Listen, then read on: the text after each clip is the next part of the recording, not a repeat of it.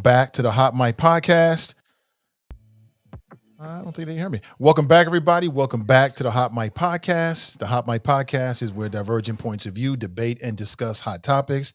I'm Nathan the Barbarian, your humble host and moderator and crew member. Let's bring in the crew and introduce everybody, and we can get started. Thank you so much for being here on a Friday. Really appreciate it. As always, not alone. We got Tarris, Troy Horton with us. How you doing, Troy? I cannot hear you, bro. Is it just me? Still can't hear him. Can you guys hear Troy? Good to be here, man. There he is. There he is. We got Kevin Aldridge, the voice of reason. How you doing, sir? Happy Friday to everybody. Good to be back. I missed Tuesday, man, but happy birthday to my bro, my partner in this endeavor, Nathan. You know, I hope you had a happy and I did. I took some time for me. Appreciate that. Phil Henlich, aka Sexy Phil. Get it, Nathan. I didn't know it was your birthday. Let me tell you, you look great for a 65-year-old. Thank you so much. I apprate that. I'm sorry. That you're younger than. Oh, I'm sorry. Just a little bit younger. I'm sorry. Just a little bit younger. Hey, you listen. I'm just 105. I'll be great to be here. I'm gonna be the best. This show has definitely aged me. I don't know about you. Good. My intentions are working. Then great. I'm getting you back for what you did to me 25 years ago. Great. Oh, I was nice to you 25 years ago. You were nice to me. You were nice to me. Now, Andre Ewing, another crew member, is going to join us in about maybe 15, 20 minutes. But we got Scotty Johnson, member of Cincinnati City Council, with us. And I invited Scotty on because we tried to hook up last week, didn't work out, but they had a big budget decision. There's a lot of stuff happening with the city. So I reached out to Scotty. And, I reached out to you, Scotty, because it seemed like you were one of the voices that were in the minority. And that always interests me. But thank you for your time today, sir. Appreciate you, and welcome to Hot Mic. Nathan, thank you for having me. You guys are amazing. Great show. I appreciate and respect what you brothers do.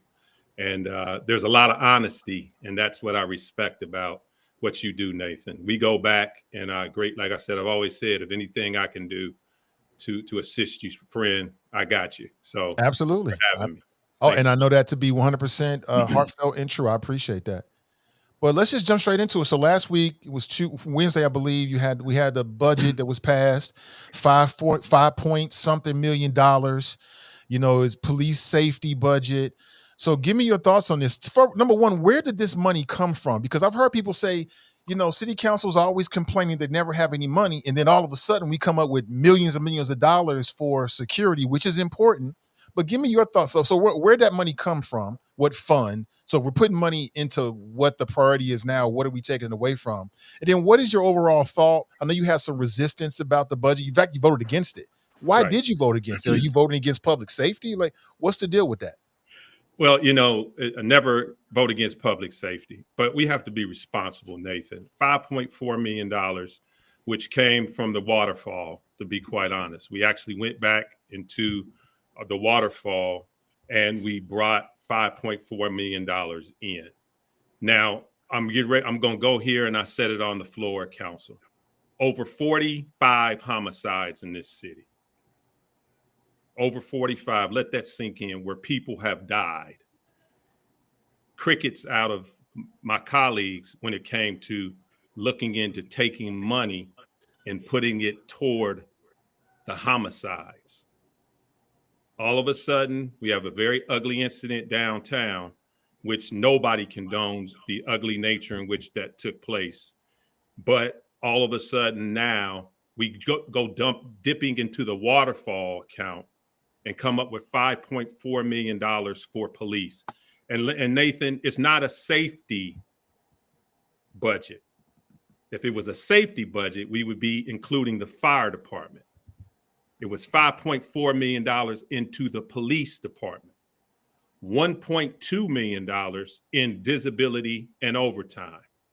The police chief only requested $500,000 for visibility and overtime. Now, I can rock with cameras. We have to update our cameras. I can rock with the lighting situation in a lot of our communities.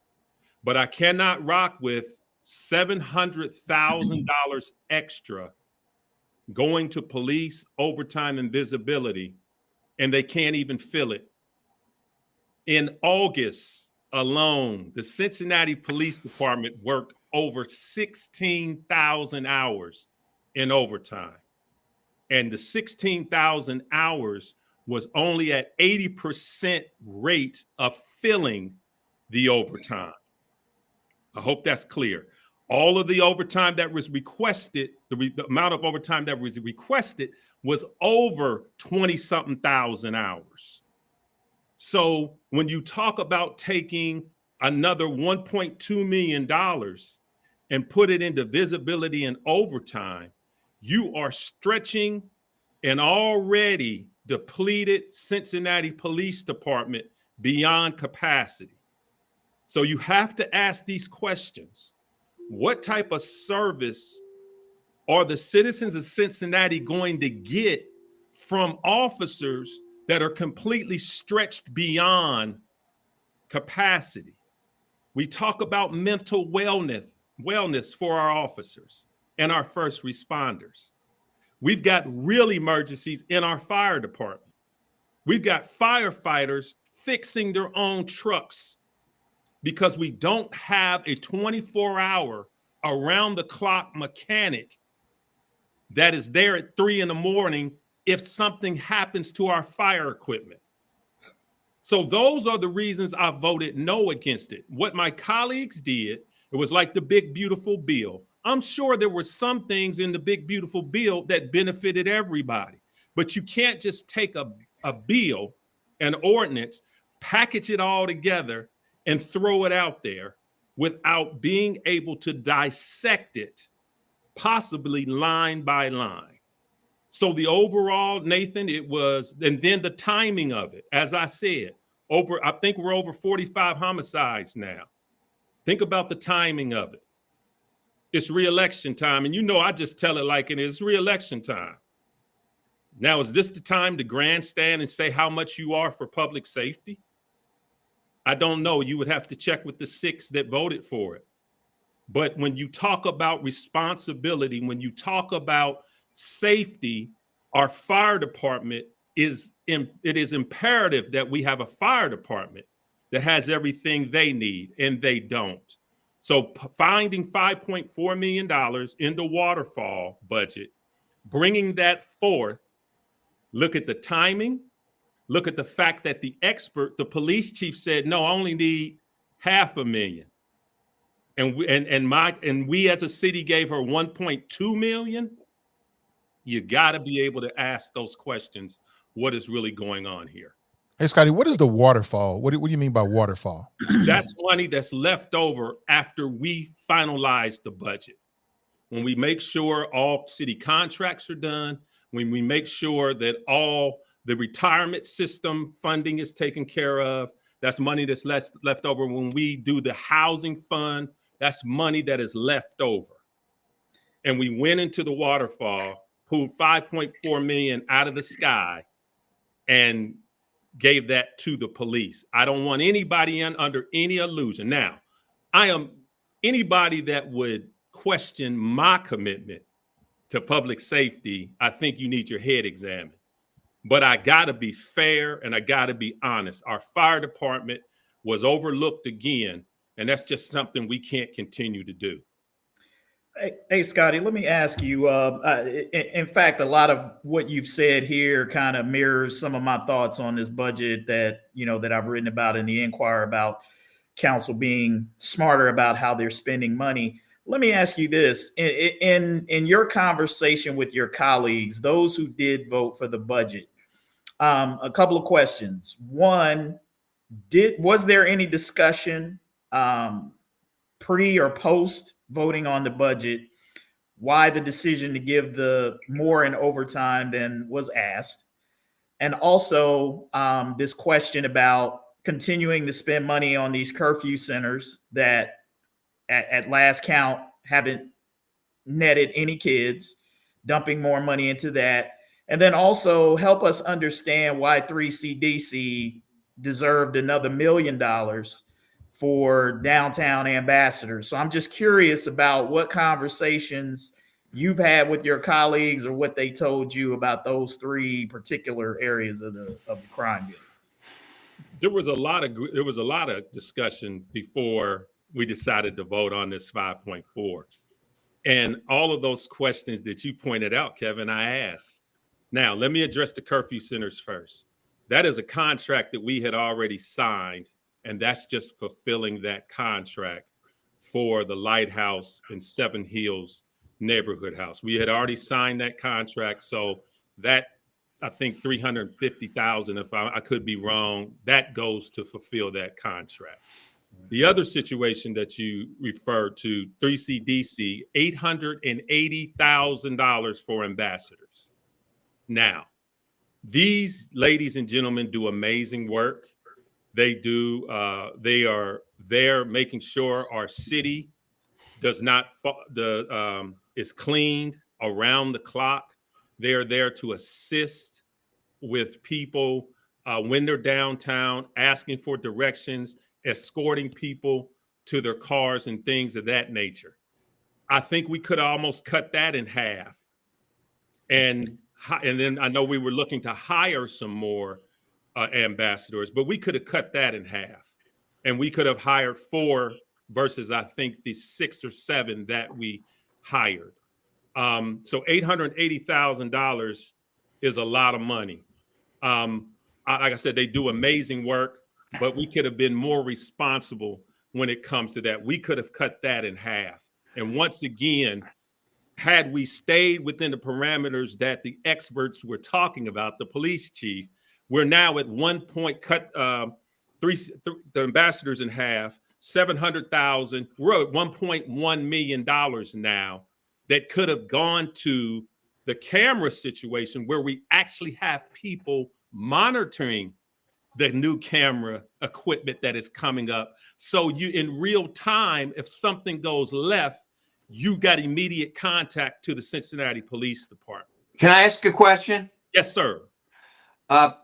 Couple things. You mentioned, Scotty, that at one point you said there were 45 homicides at some point, and you recommended some kind of money or aid to the homicide department. Can you explain when was that and explain the details on that? I said we're probably to 45 now. No. This year, I believe the number is over 80 in the city, just to correct you. 80? No, not 80 homicides, not yet. No. I'm sorry, what are you asking? What are you saying 45? I'm saying we got over 45 homicides. I'm saying with all of the homicides that were taking place. This year? Yes. Yeah. We're not at 80. I pray we're not at 80 because I believe I read 80 in the Cincinnati Enquirer, but I could be wrong, but continue. Whatever it is. Yeah, whatever it is, we're talking about people that have lost their lives. Yeah. And so what is it you recommended? You said because of the 45 homicides, you recommended that something to city council and they didn't do it. What is it you recommended and when did you recommend it? That's some of the behind the scenes conversation field that took place when all of this started. I couldn't get fired. If you can't. No. But what I'm asking you, Scott, is I get it. It's what was it you asked the city council to do, whether it's behind the scenes or not? What is it you wanted? I wanted to see an effort go to the homicide unit to possibly increase those numbers. And I know it'd be pulling from different parts, but to at least increase the support the homicide unit would have to solve. Okay, but just to be clear, you were saying that we should have more cops in the homicide division. We needed more cops in homicide. We need more cops in our youth services. We needed more cops in different areas. Okay, so as far as the money that we've been talking about here, you're saying that if it had gone the amount that say over what the chief asked for, if you're saying if that amount had gone to hiring more cops in homicide, youth, and others, you would have supported it. I'm saying if we would have been more responsible in how that money was allocated, I would have. Specifics. You heard me. Okay. So what I'm saying is, I just want to clarify. You're saying that if they had taken whatever that's 800,000 and taken a couple 100,000 of it, you had accepted the chief's recommendation of the 500,000 overtime, and if they had taken the rest and used it to do what you said you recommended, which is hiring more police, you would have been okay with that. We've already had money allocated for police classes. We've got a lateral class that's going to be. But you just, I'm sorry to interrupt you, but you just said a couple minutes ago that you felt the responsible thing for city council was to hire more cops, put more cops in homicide, more in youth and wherever else. If that was what you were asking them to do, then you were asking them, weren't you, to hire more cops? I was asked in addition, Phil, let me finish, please.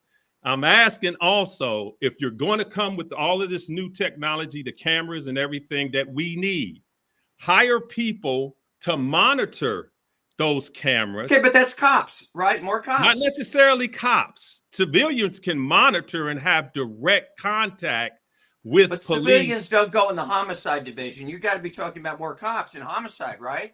The homicide unit's one. Hiring people to monitor cameras in real time so you're seeing crime in real time is another factor.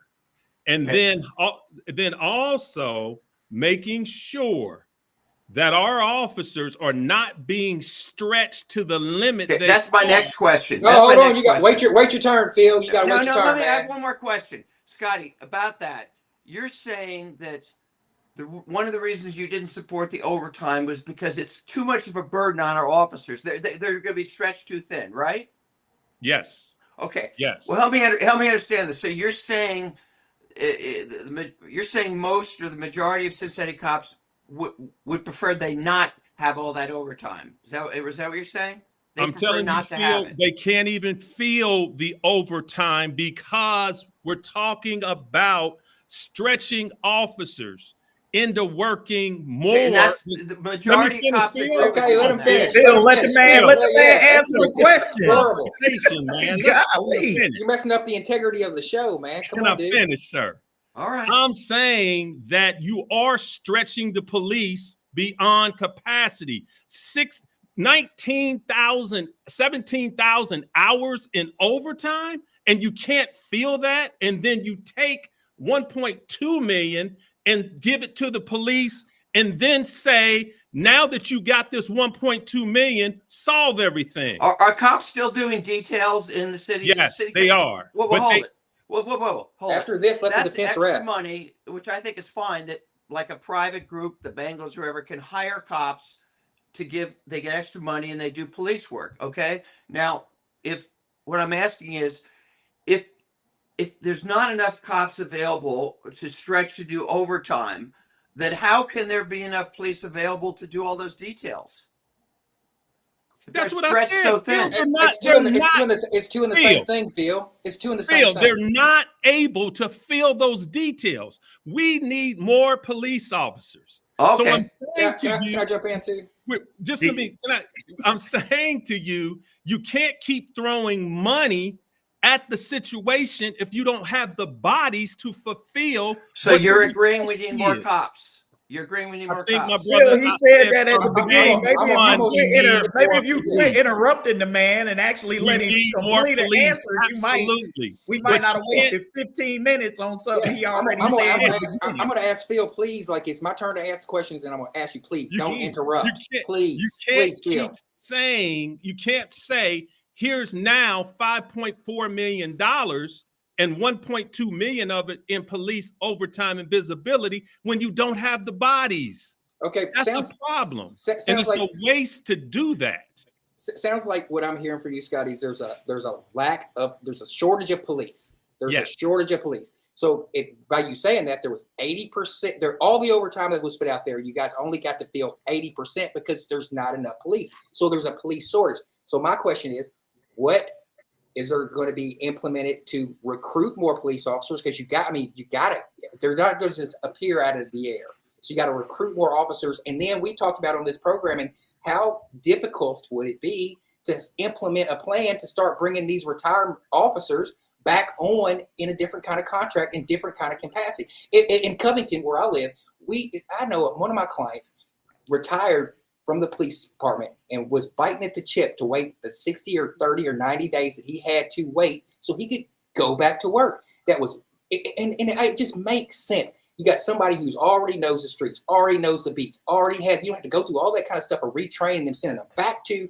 So that's my question is, what are you guys are going to do about finding that? And I got to say this whenever you, because I'm a city official, I'm an elected official as well. I liked your pivot going to reallocating money to the fire department because, police and fire work hand in hand. And not just with police fire working hand in hand, those endorsements from the FOP work pretty good too. So I like the way that you pivoted over and threw that out there because he answered what are you guys going to do about finding more officers? Now, some of that 5.4 million went to recruiting, which I agree with, to enhance the recruiting efforts.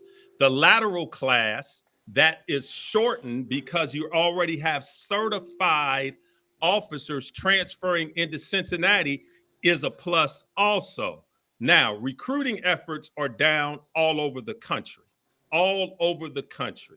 But there is an incentive for officers to bring in those that they already know that they got the character references, they've got all of that. And those recommendations, I do believe, and I think there was $1,000 allotted to officers that say, hey, I got a friend, I got a cousin, whatever else, and they get into the police academy. In addition to that, let me address something that you said. Honestly, I don't move based on endorsements. That's not my style. It's never been. I move because I want to see the citizens of Cincinnati benefit for me being there. Endorsements, I'll take them if they're legitimate, but I don't move and do things in exact policy, wondering who's going to endorse me. You'll never legislate honestly if you move like that. And Phil, you tell me if I'm right or wrong. You can't legislate looking to make sure everybody's happy with you. You got to legislate based on your heart and what's best for the people that trust you and elected you. When those flyers come out, those mailers come out there from the FOP, and those mailers hit those 15 to 20 to 30,000 households. It does help to have your name on there. I'm gonna pass it. It doesn't hurt. It doesn't hurt, but I don't move based on who's going to endorse me. That's never been me. If you move like that, you're not moving, and you're moving disingenuously, to be quite honest. Hey, Brother Dre, I want to get your thoughts. Step on in there. Yes, sir. Can everyone hear me? Am I clear, brother? Yes, sir. Yes, sir. And welcome. Glad you're here, bro. I appreciate you. It seemed like this particular section is almost a repeat of what we talked about before. Because if you remember, I said there was a shortage of police officers. So I'm gonna go ahead and on Brother Scotty and support that. I already said, don't forget, I'm hot off the press. Just retired July 5th. Just retired. I'm hot off the press. I can vouch for the shortage of police officers being stretched, trying to do more and trying to do a 10-hour work shift. And then on top of that, do details after that. So the officer is tired. He's worn out, but hey, we're going to throw money at you and tell you to stretch this. And then we talk about the mental health. It's ridiculous in the process. My whole thought is what I said. Bring back the retired officers. We talked about that, Tarris. I said that. You want recruiting? I just did 30 years. I'm an expert in community and outreach and advocacy. So if I'm going to go to some schools, if I'm going to go to out of town, you can keep other officers here, and you got an officer already who knows the system, the breakdown, and the whole procedure to go out and recruit officers that individuals will trust and say, man, tell me the ins and out, and walk them through just like you're doing a whole college recruiting process. I mean, we're making this more difficult than what it needs to be in getting people to recruit, because at the end of the day, nobody wants what you have unless it's working for you. So despite some of the issues I may have had within the police department, it has been a great career. But you need individuals that can go even into the inner cities, go to the high schools, go to the colleges, and recruit these individuals and allow them to understand this process we're in. I mean, you can't just throw money into officers already, because I'm gonna tell you, they have so many retired officers leaving at a high rate, they don't even want to come back. So you have to bring them back with something that might be, hey, we don't want to wear the uniform necessarily, but hey, we will recruit to bring people in. And real fast, Dre, thank you. And congratulations. I ain't seen you since you retired. Congratulations on a great career. But as Dre said, now think about this. And Dre knows this too. The sheriff department does exactly what you were talking about, brother. They've got special duty officers that work River Bend, that work UC football games, that work all of those different details. And that's what they do. So as Dre talked about, and he wasn't even here when I talked about it, you are stretching the mental health of our first responders beyond their limit. And I'm saying to you, what type of service, and the men and women in the CPD just keep plowing through, but what type of service are you getting when you keep throwing money and then the response, now think about this. The response is, we gave you the money, get it done. That's not fair to the Cincinnati Police Department. That is why I was one of the no's. I understand policing to some degree, did it 33 years. I understand the mentality. I don't know if Dre did it, but I actually went to a therapist after I left. I'm being transparent. Why? Because there were times I was still walking around when I was a police officer. I forgot I had a gun on. I'm walking because it's you're so used to it being a part of your body.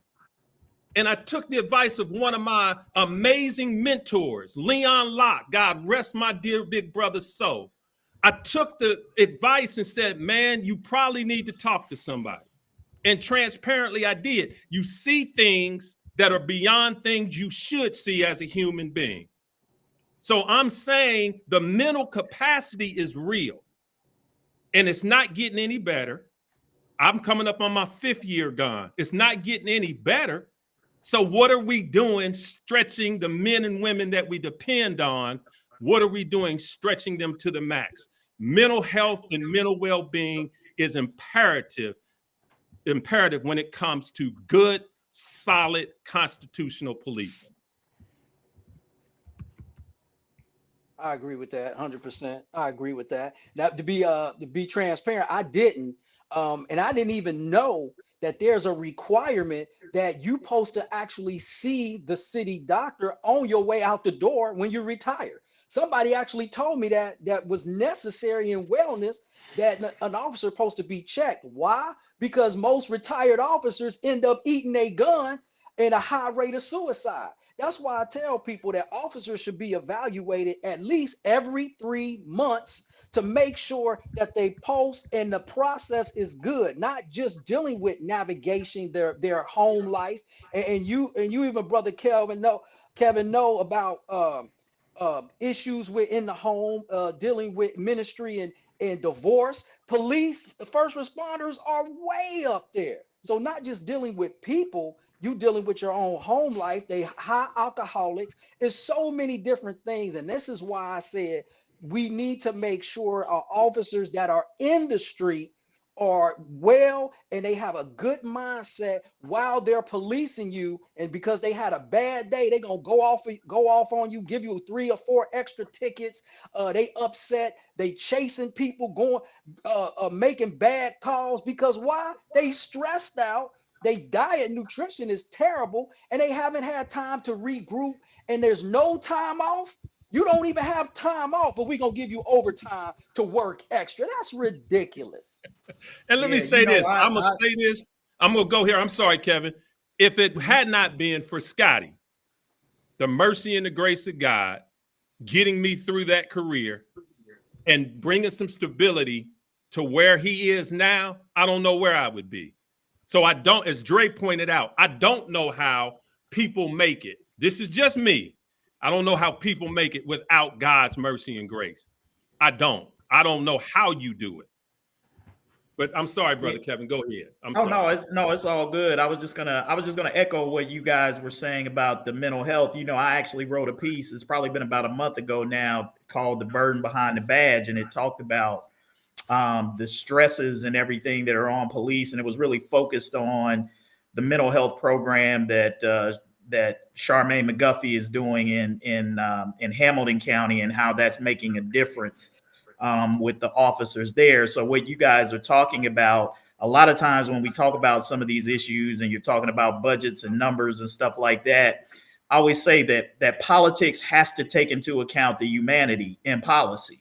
And that includes not just what we're talking about with the residents, but the people who actually do the job of serving residents. These folks aren't robots. They aren't, unfeeling things that you can just throw out on the street and not understand what the toll of the job takes on folks. And so I definitely think that, it's more than just giving more money for overtime, right? It's all of these things. And I think my disappointment with council has been, it doesn't seem like the depths of those types of conversations are going into the legislative decisions that are being made.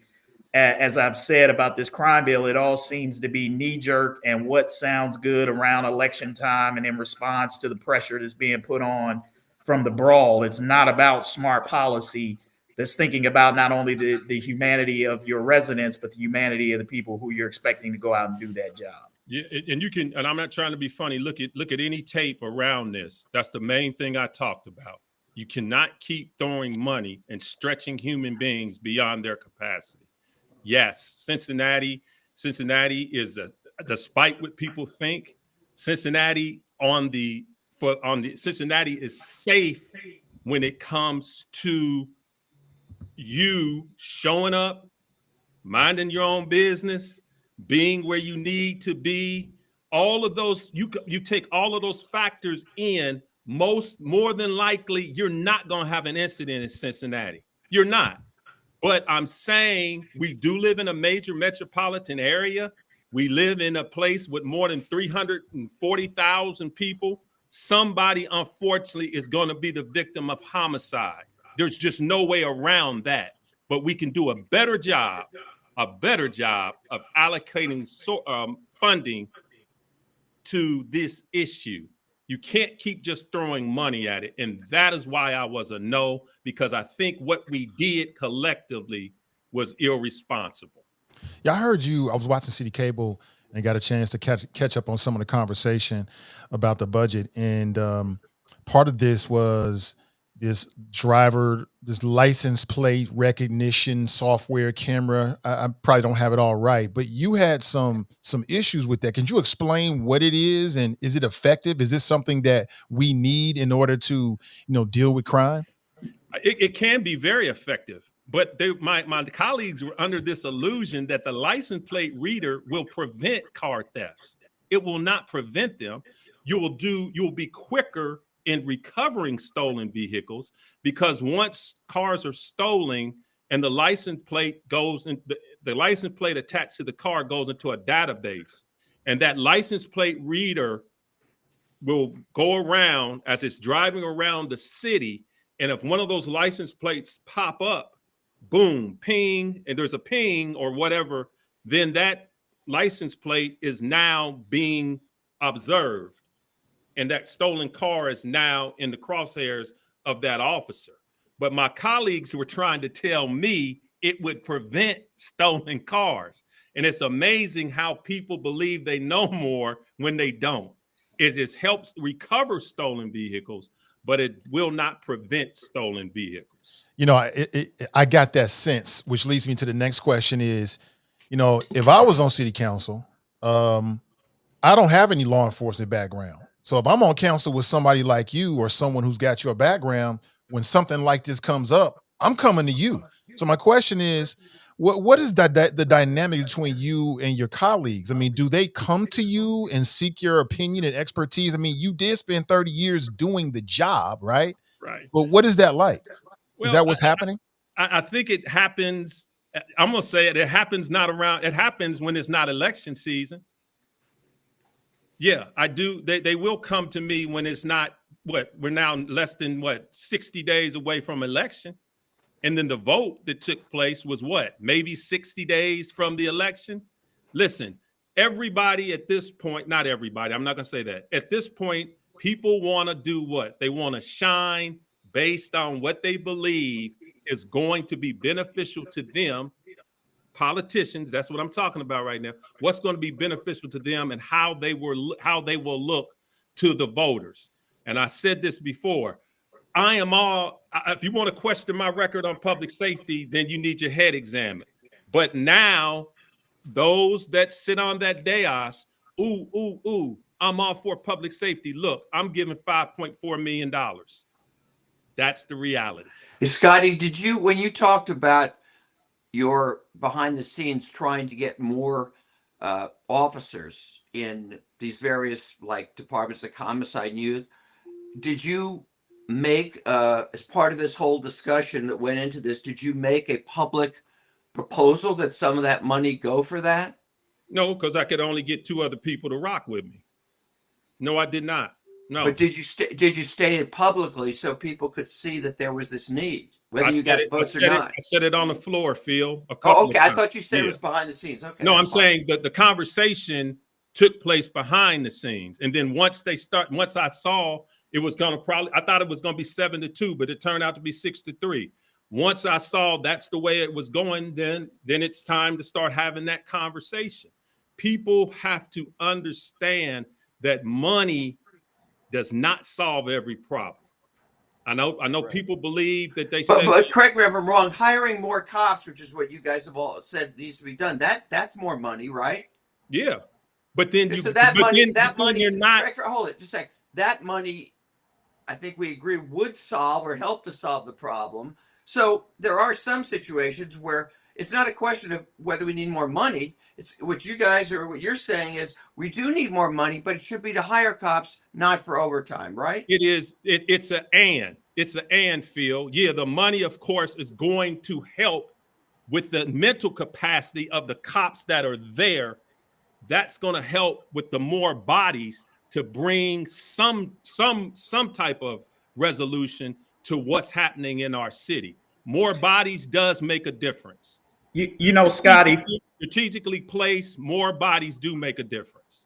You know, Scotty, Phil is very familiar with the idea that throwing money at a problem doesn't solve it because that's his standard position on education, but evidently not with crime spending, that the wallet should be wide open for crime spending. I'm not saying no, Phil, this is what you do. This is what you do when it comes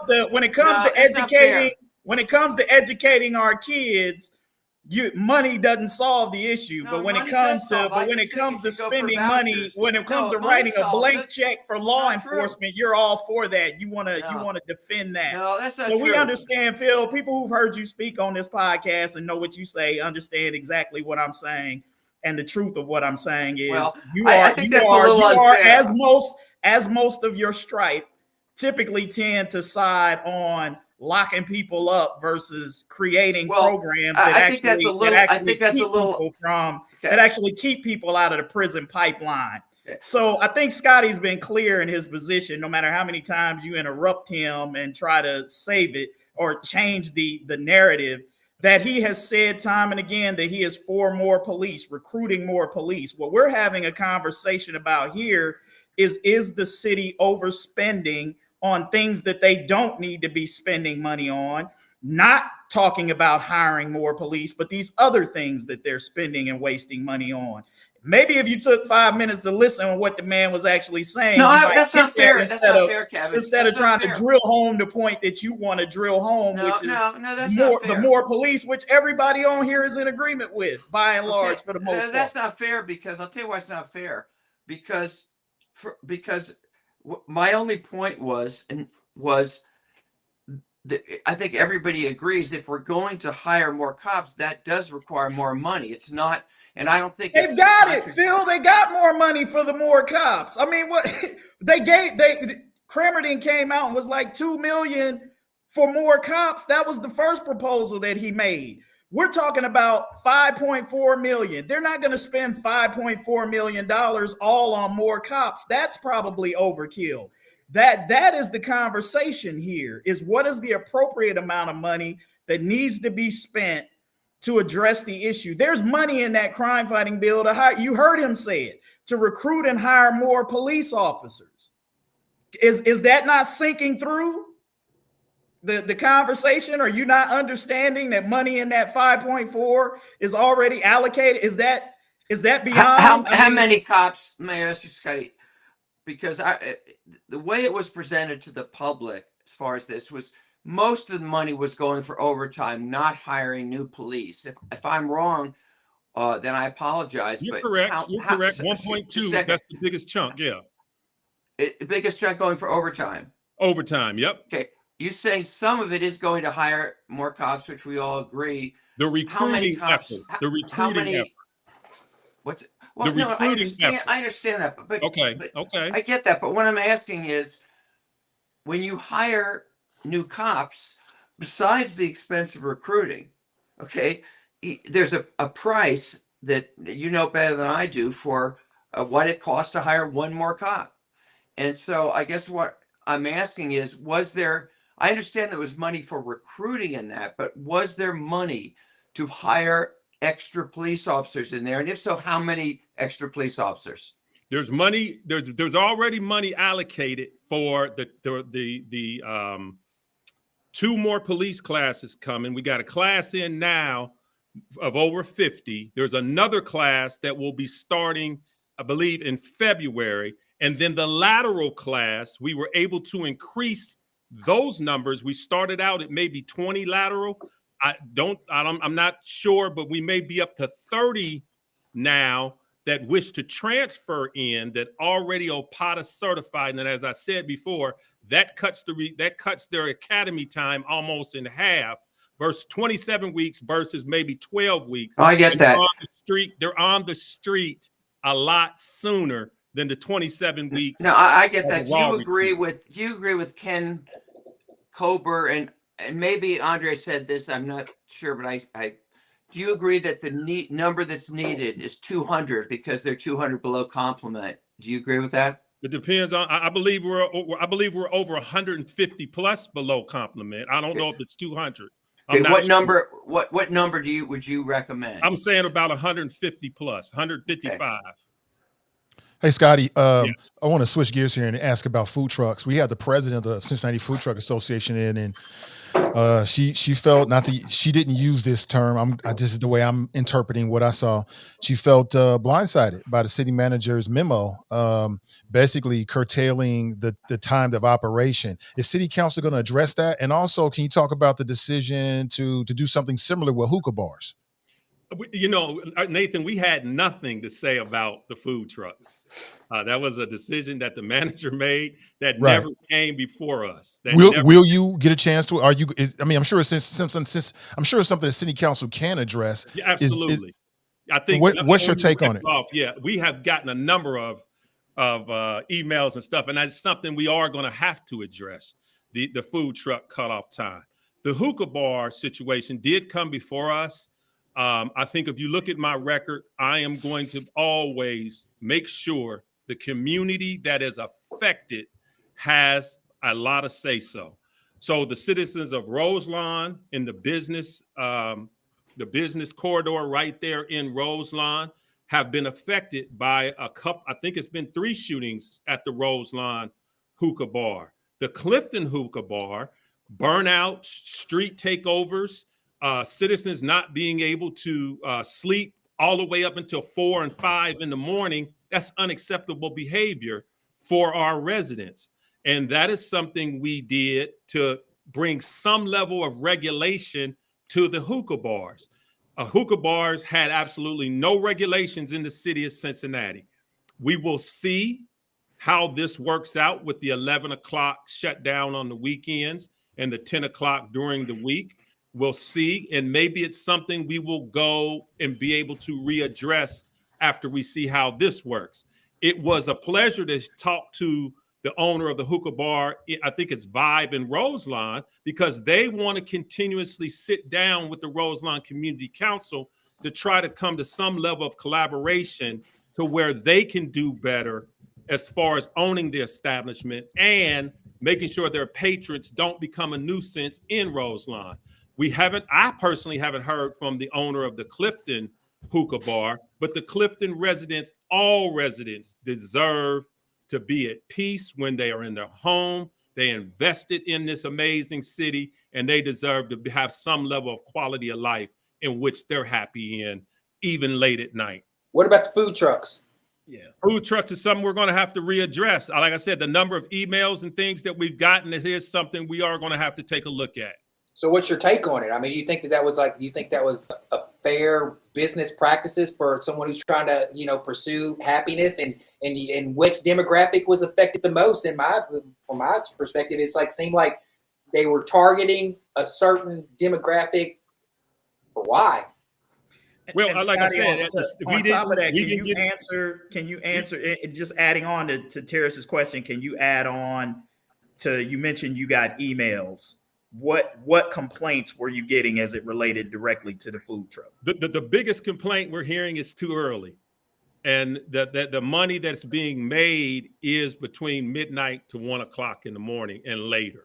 We're thinking about the shutdown. We're talking about the shutdown. Sorry to interrupt you, but we're talking about, I think you're addressing something different. We want to know why they were just targeted and shut down. And why I know it didn't come from you, but why hasn't the city council overturned that? The city administrator and the city manager work for you guys. Enough noise, you guys could get that overturned today. It's not that simple. It seems like it's at the next city council meeting, you guys could get that overturned. If you guys here's the thing, my dear brother, you understand the mayor determines what goes on the agenda. The mayor determines that. Now, that does not mean that we don't have other council members that may be working to see what we can do to address the concerns of the food truck owners. I'm point blank and honest. That never came before me. When I heard that the 11 o'clock shutdown and the 10 o'clock shutdown, that was maybe last week. That's to my knowledge. Some people might have heard it earlier. I heard about it last week.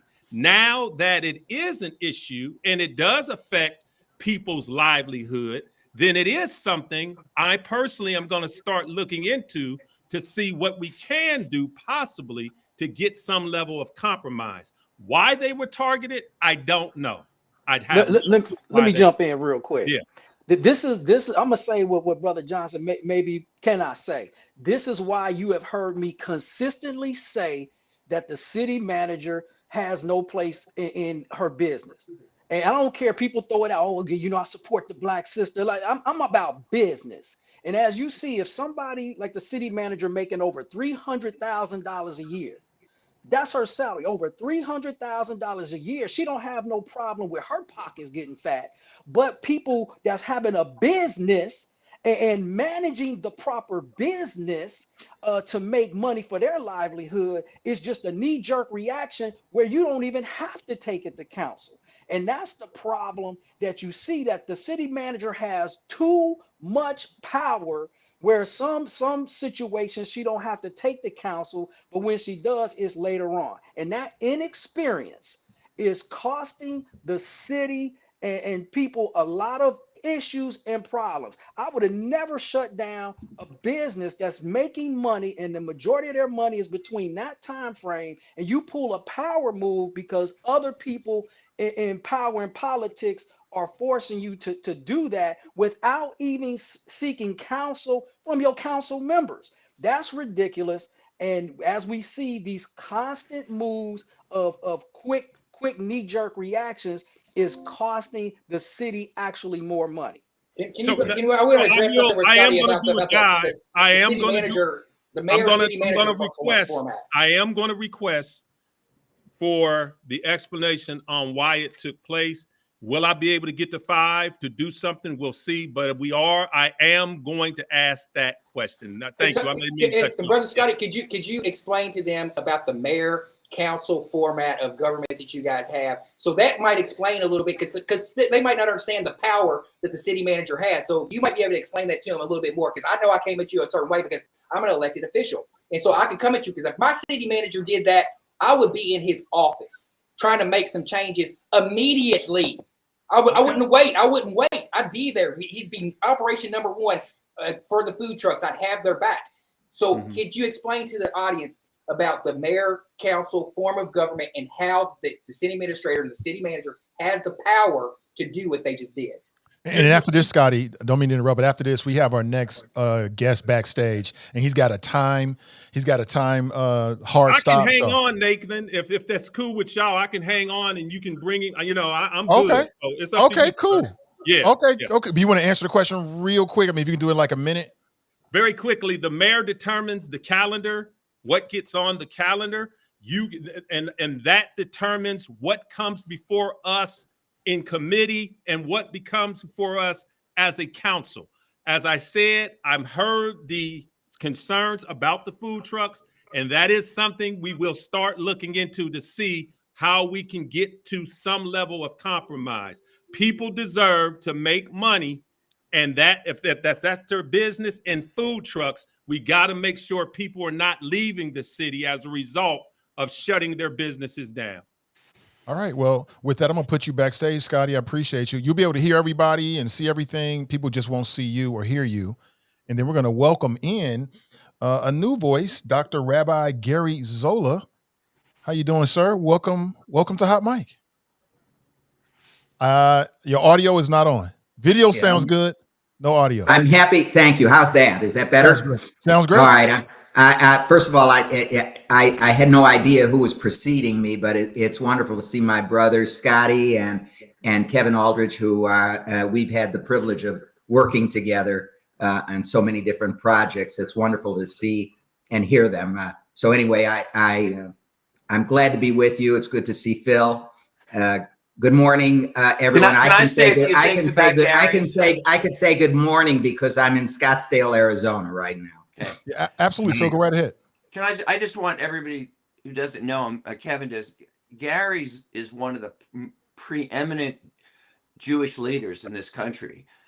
He has gotten more awards than I can think of. I know President Obama appointed him to, is it the Preserving America's Heritage Commission.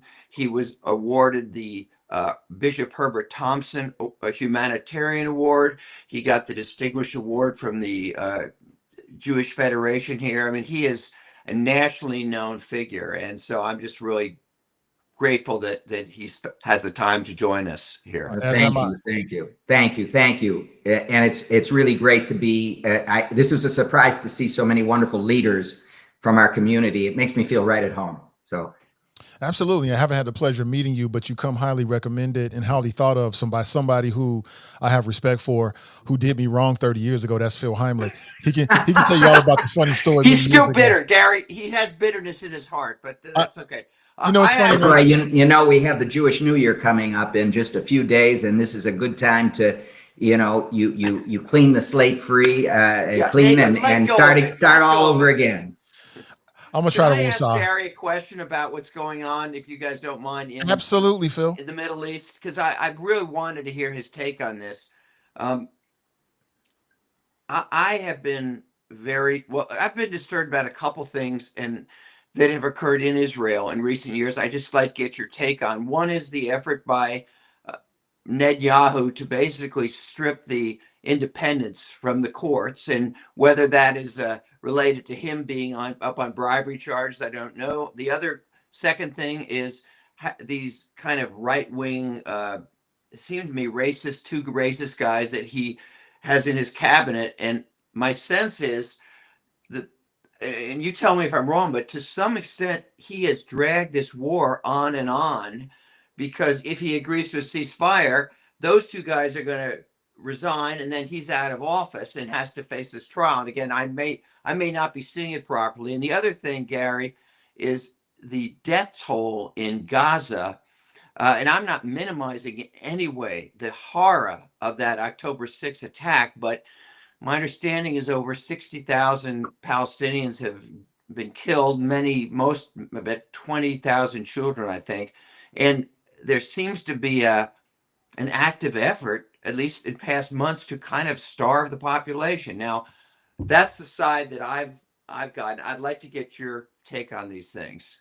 Well, I'm going to respond, but let me just for those who are listening, because there's the word rabbi in my title, there may be an assumption that I'm answering out of my religious proclivities, but the PhD that's connected to me, I want the audience and everyone to know I'm a student of American history. My PhD is in American history, and I have a specialty in the American Jewish experience here. So I'd like to think that in any answer I give you, I'm talking to you now as a historian and not as as what you might call a partisan strictly, although no human being can jump out of his or her skin, that's for sure. Let me begin by saying that I largely agree with your analysis, your summary, Phil. And in this way, I align myself with nearly, and there's no question about this, 50% of the Israeli population. There is a split in the Israeli population about what's going on, in the same way that we have such a partisan spirit today in America. It's very similar.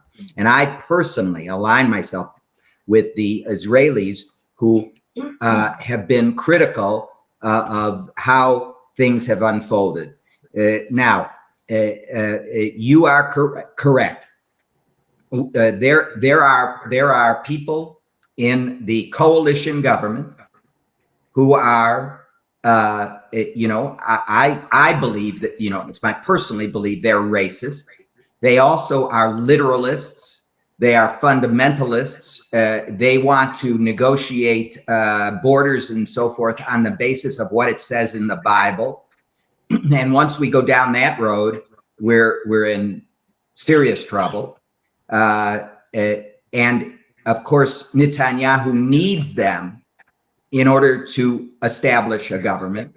So there's no doubt that he is acceding to their thinking as things unfold.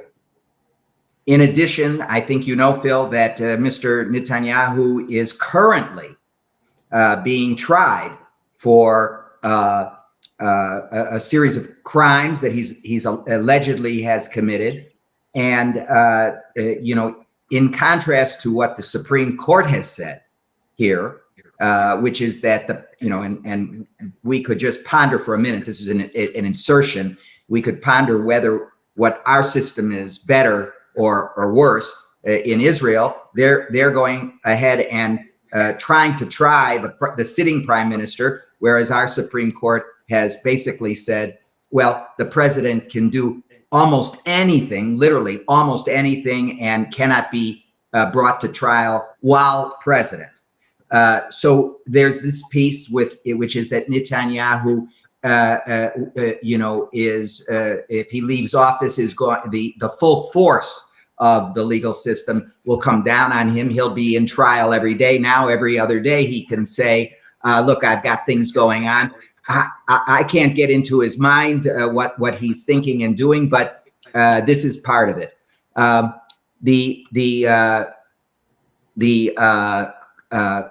also like to say, for the record, that I don't know how any human being can look at what's going on in the Middle East and say, well, we shouldn't be heartbroken and devastated by the loss of life that has taken place, and that is a terrible thing. The only other piece I would add is that, and then I'll stop and take any rebuttal. This entire mess was unleashed by the brutal attack that you mentioned.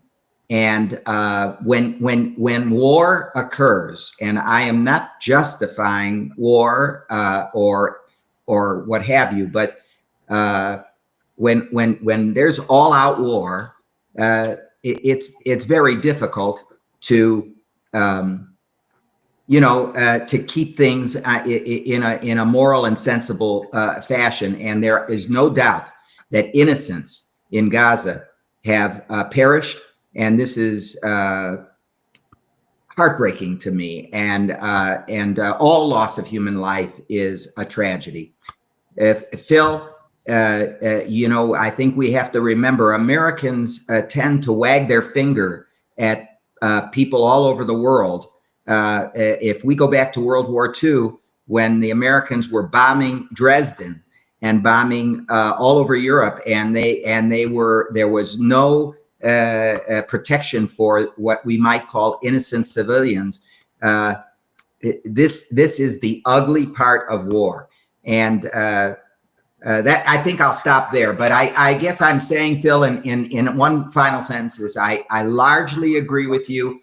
The only piece, again, I'm not sure of is what's being called deliberate starvation, which there's a great. I don't mean to imply that. I just meant the fact they weren't letting food in, not that they wanted to starve people. Yes, it's well, there are a lot of accusations flying, and I get to read a wider scope of reportage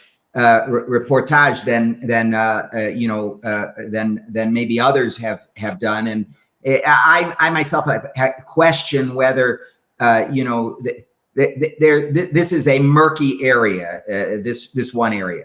So in short, what can I say? I don't believe that we should ignore the fact that half of the Israelis are out in the streets, thousands and thousands. It would be comparable to millions of people protesting in America who would like to see this war stopped and would like to see the hostages come home and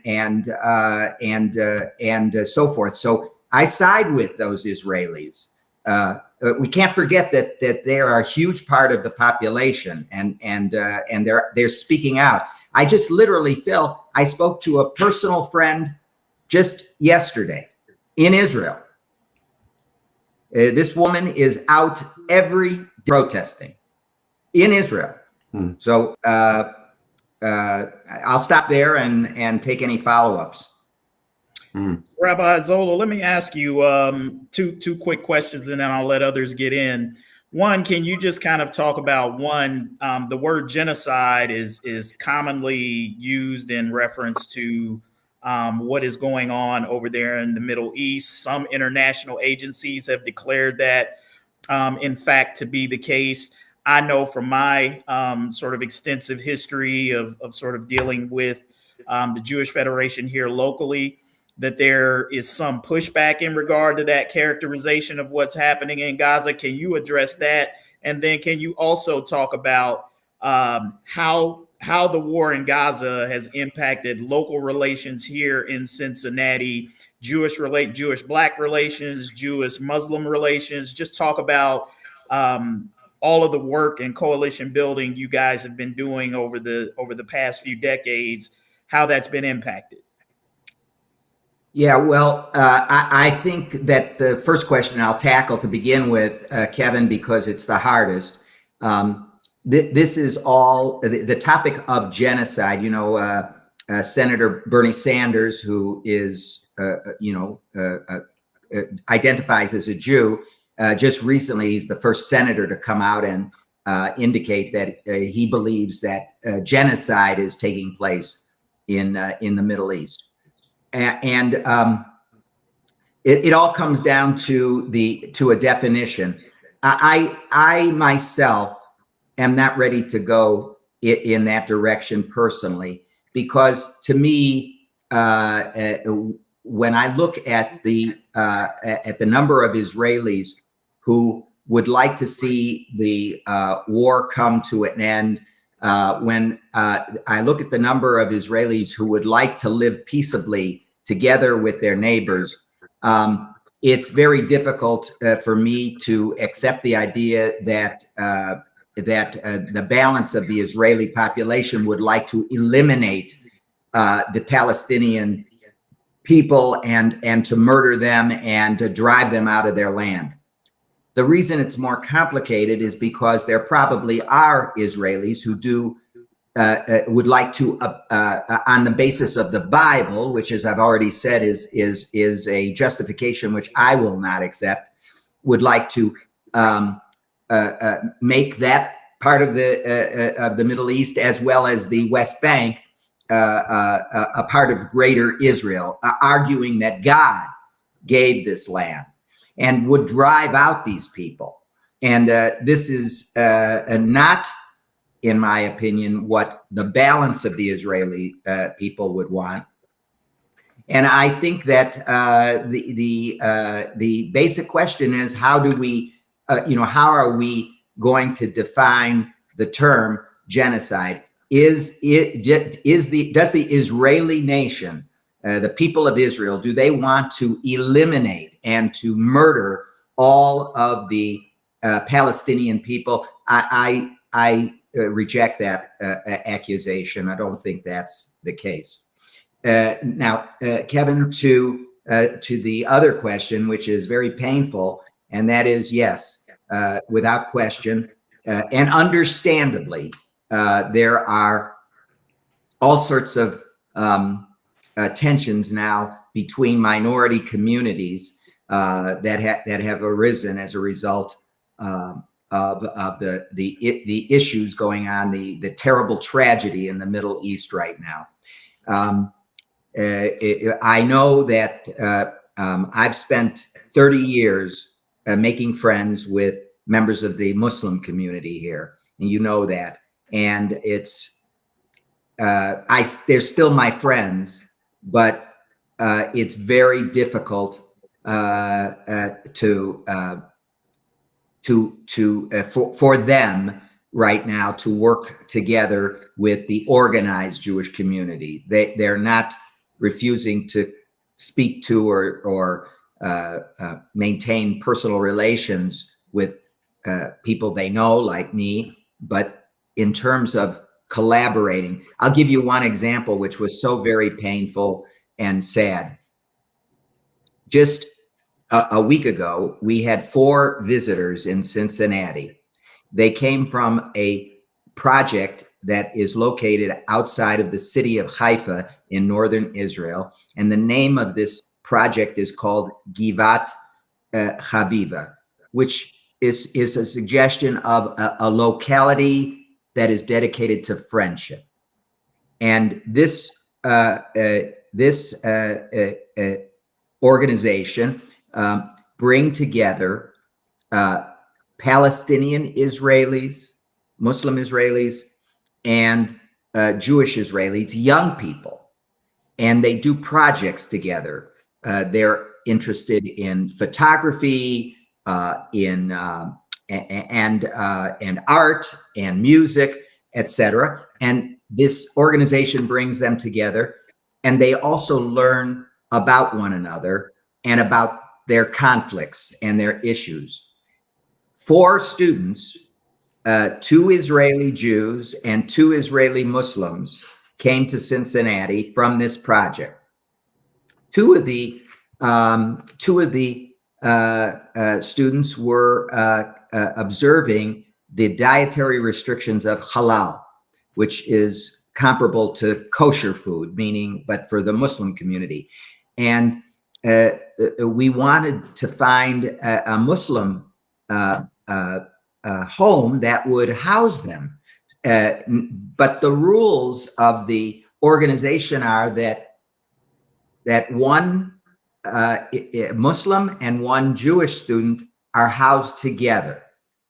You know, not just the 2 Muslim students. This is a way of, it's part of their philosophy. And they were here for a whole week in our city, and they spoke to many different folks, and it was really, it was a breath of fresh air, because these young people, they were all in their late teens. And yes, they were filled with the visions and dreams of young people that are often, we consider, once you get into your late 30s and beyond, to be, naive and all of that. But they fought with each other and they disagreed, but you could see they had become friends. The basic reason I'm telling you this long story is I had hoped that I could find here in Cincinnati a member of the Muslim community that would house these people.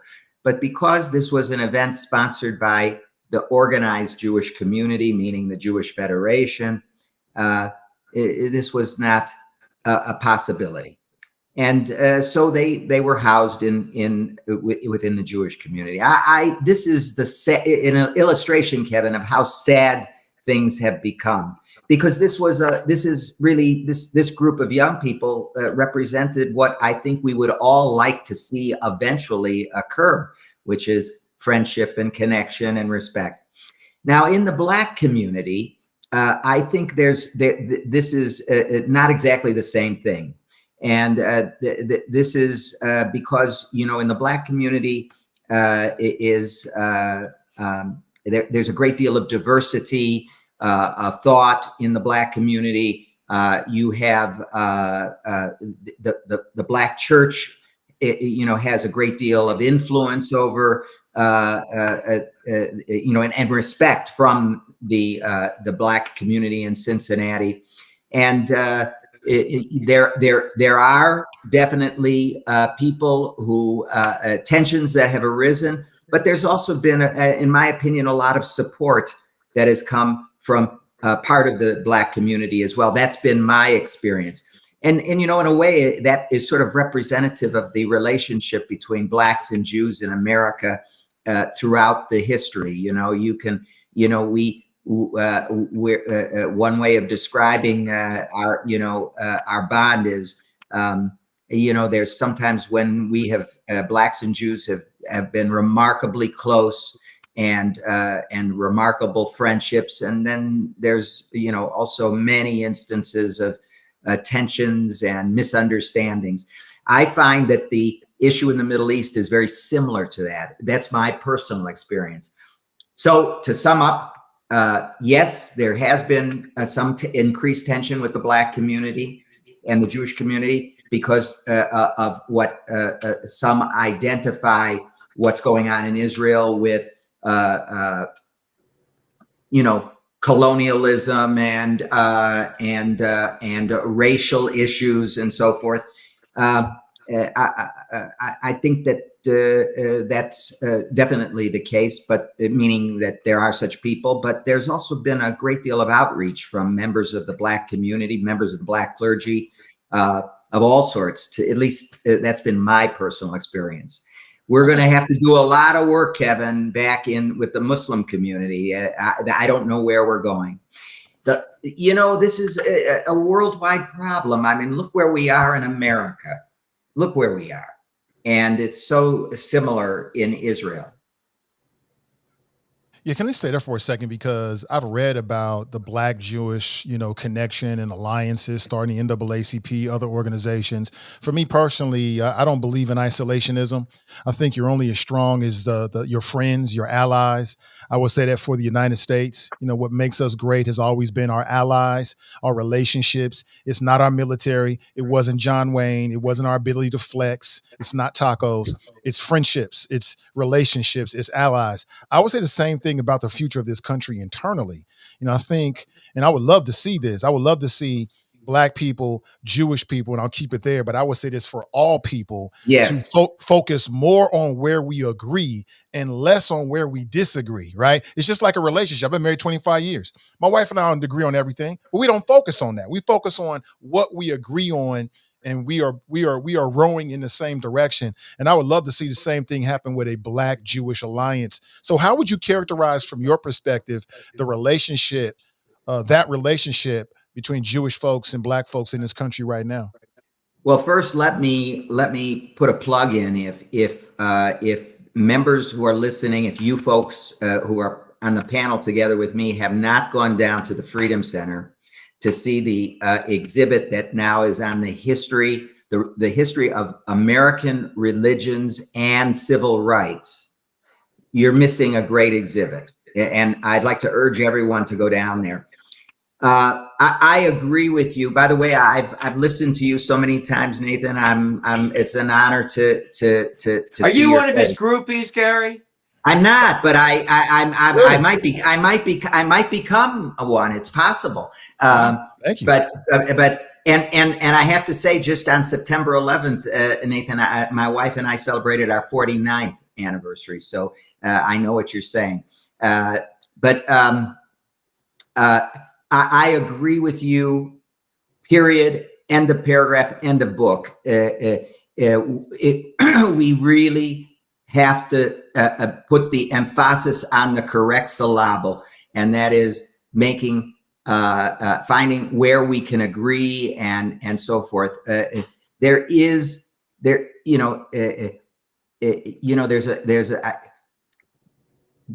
the other day I learned that a series of organizations was holding a protest down at Fountain Square that related to the racial fight that took place. 3 weeks ago or so forth, that made national news. And I just went down there, Nathan, just to be present. I wasn't invited to speak or anything. I went down because I wanted the Black community to know that I cared.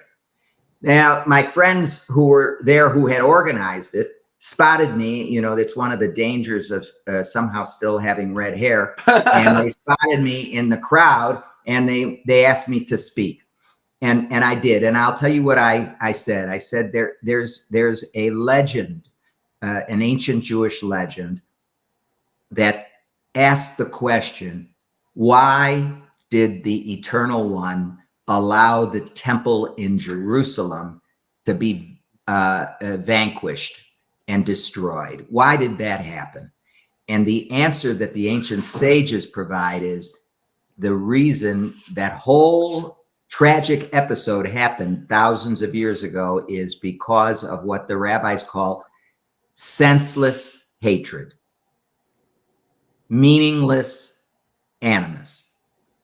And I think that's an eternal lesson. Because where will this all lead? And I think, Nathan, you said it all, and I agree 100%. Now, there are people that I'm working with in the Black community today who feel this way, and you know, I would like to, and we should talk frankly. You know, that's one of the things that I always say. You heard me a minute ago when I said, there's a lot of wonderful history between American Jews and the Black community. It goes back to, I study this stuff. It goes back to really the Civil War. And a lot of this is portrayed in the exhibit that I referred to that's currently up at the Freedom Center. But at the same time, not all of it is a history in which we can take pride.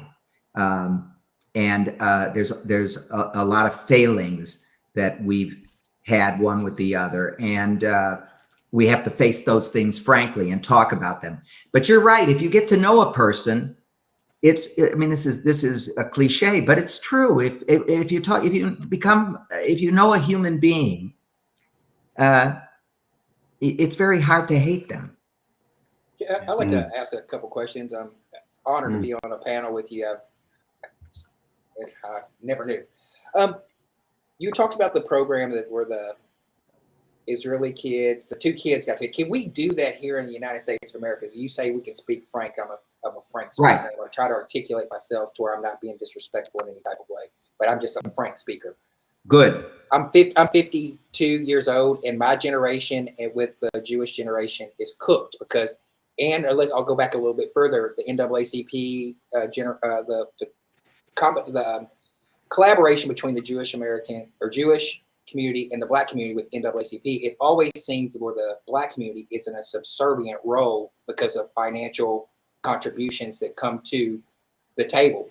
So if the Jewish community is bringing the finances and the organizational skills, and the Black community is bringing the power, the oomph, the drive behind it, and we find out that NAACP, that is, it's worked for a while, but there's still influences in the NAACP that prevent certain things from happening, because you have to go through as far as like the fraternities and sororities as well. That was a combination of those as well. And we get to the music industry. We get to the music industry, and we have a very good relationship between the Jews and the Blacks in the music industry. But when you get to the music industry, we are always in a subservient role, and we always end to get cooked.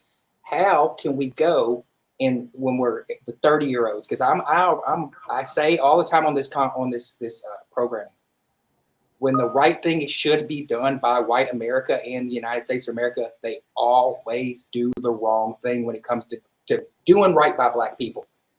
We have an opportunity with the youth, like you said, that same program that you have that you're using to bring two kids together. Could we bring Black Americans and our culture, the Jewish Americans and their culture, bring them together on an equal playing field, where we're not in a subservient role, to where they're bringing the money and we're bringing the culture, and then the culture vulturing is happening. You're saying we can speak frankly, and the culture vulturing is happening, and we're dancing around, and we're not receiving the correct compensation. That, in my opinion, that could be like a real bonding experience. And all right. So, yes, I can.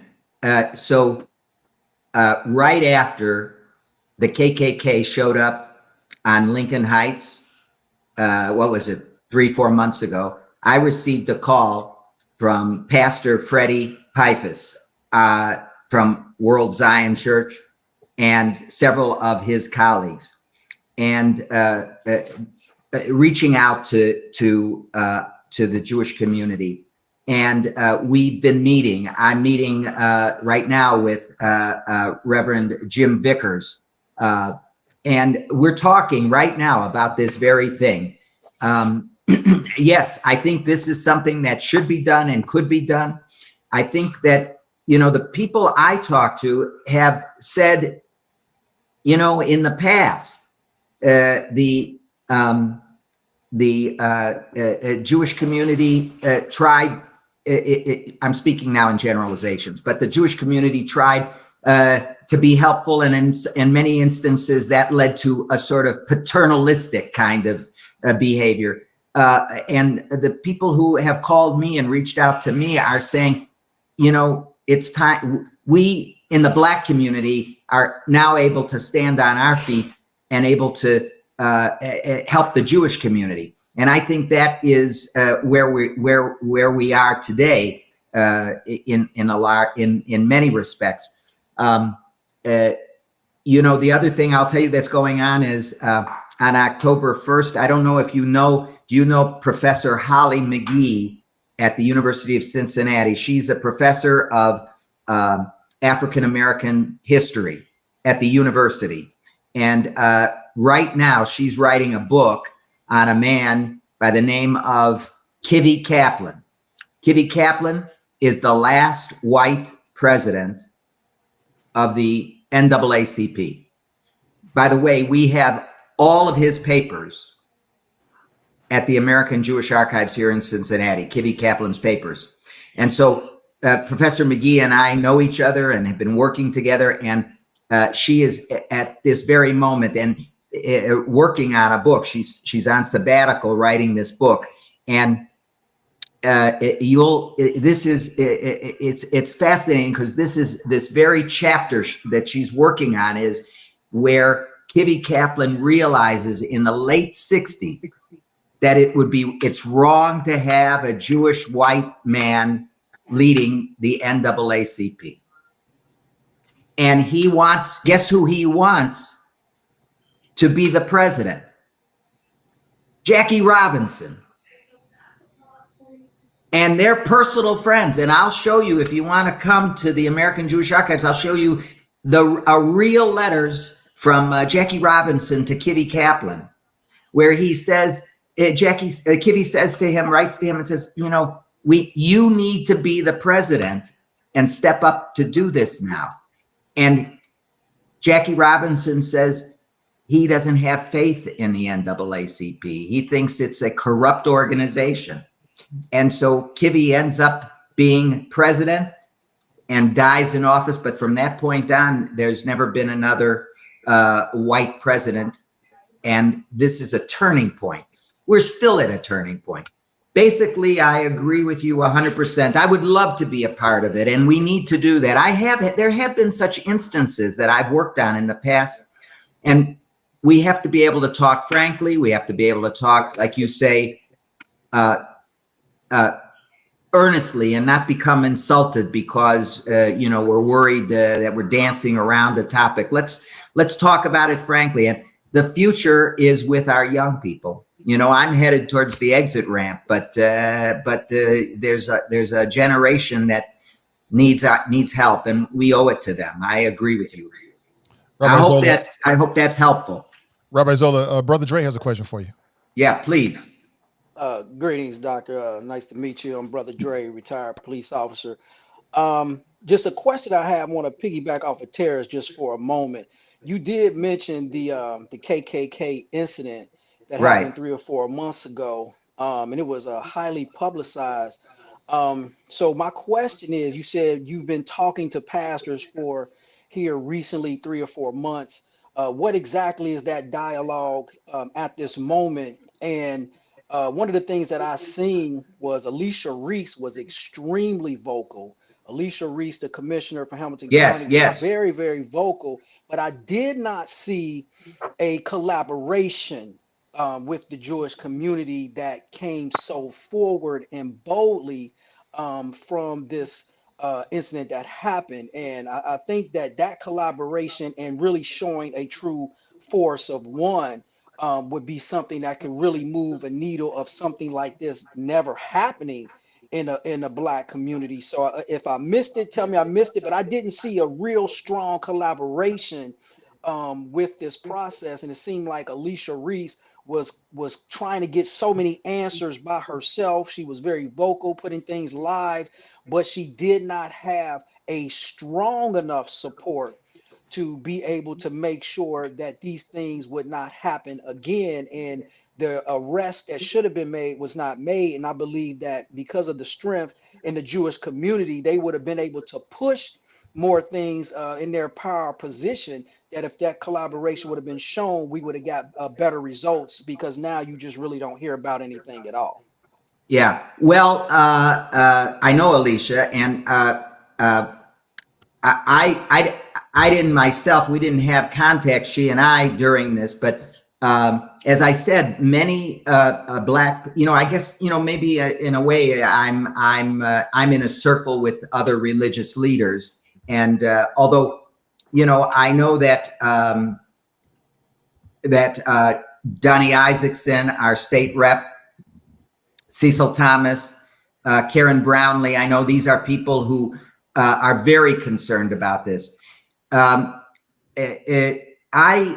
can tell you that the Jewish community definitely spoke out without question in opposition. Remember, the KKK, it targets the Black community, but they're not at all fond of the Jewish community either. These are people who hate both Blacks and Jews and have from the beginning. Remember the chant at Charlottesville, Gary? Is that an example? That's exactly right. Exactly right. And one of the things I think, we should avoid, and this is not easy. This is really not easy. But I try to talk about this all the time in my community. We ought to try to avoid what's sometimes called the oppression Olympics, meaning let's argue and fight about who suffers more and who's hated more and so forth. Here I go back to Nathan. That is, to me, a dead end conversation. You can't go forward that way. We've all suffered, and it doesn't. I think it isn't productive to focus on trying to argue who is the worst sufferer.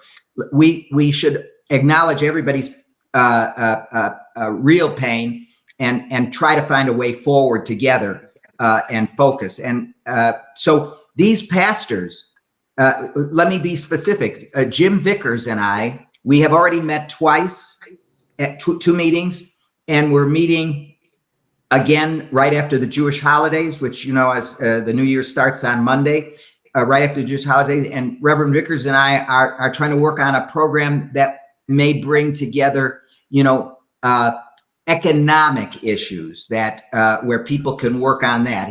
This is an interest of his. Typically rabbis are not at the same time business people, but you do find a lot of the pastors who are in the Black church, are also involved in business and involved in various economic undertakings. And so Jim Vickers and I have been friends for 20 years, and we're working on that. As I said, Pastor Pifus and I, and he, by the way, came over to the American Jewish Archives with several members of his clergy team to see the letters I was just talking to Tarris about that are at the American Jewish Archives, about the NAACP in the 1960s and so forth. And we're working on trying to develop a program for Blacks and Jews who are interested in, kind of understanding our history and where we've been and where we could go together. Here's my question, Doc. Yeah, I'm sorry. please go right ahead. Please. My question is, if this happens tomorrow, it happens tomorrow. We have the swastika, we have the Nazi symbol, we have it all over again. I understand the conversations of talking, but is there an alliance right now that if it happens tomorrow, the Jewish community is uniting with the Black community to show a force of one? Well, let me say this. I don't know if there is a standing alliance, but I'll tell you this. I am a member of the Jewish Community Relations Council. I'm on the board. And I promise you, if anything like that happens, I will guarantee you that the Jewish Community Relations Council will be ready, willing, and first of all, will not only speak up, but be ready to work together against such hatred. I can tell you that in the Jewish community, there's not one iota of apathy about the KKK. And, there are other issues that, between Blacks and Jews where we may, have to have more dialogue and talk. But with regard to hatred, I mean, look, there's never been a time really in all of American history that the level of Jew hatred has risen to what it is today. I mean, the Black community has suffered this kind of torture in America from the beginning. And but that in contrast to almost any other place in the diaspora, Jews have largely flourished in America. And to see the rise in ugliness towards the Jewish community, especially people who literally dress, with in Jewish garb, and are attacked on the streets in this country, this is very upsetting. And again, I go back to Nathan. We can't do this alone. We have to work together. And if we're going to have oppression Olympics and say, well, we've suffered worse than you have, we have to find a way to work together and to talk through our disagreements. But we can't. We just can't pretend they don't exist. But let me say, Brother Dre, that I pledge to you, I'm on the board, and I'm sort of like a permanent member of the Jewish Community Relations Council, which is an influential body in the Jewish community. If the KKK shows up, it's good to see Scotty back here. If they show up, everyone on this call knows how to reach me. If I drop the ball on this, you can come after me, but I won't, because this is how committed I am, and certain that the Jewish community feels without question, opposed to that kind of bigotry. We don't need that in America. We don't need that in Cincinnati.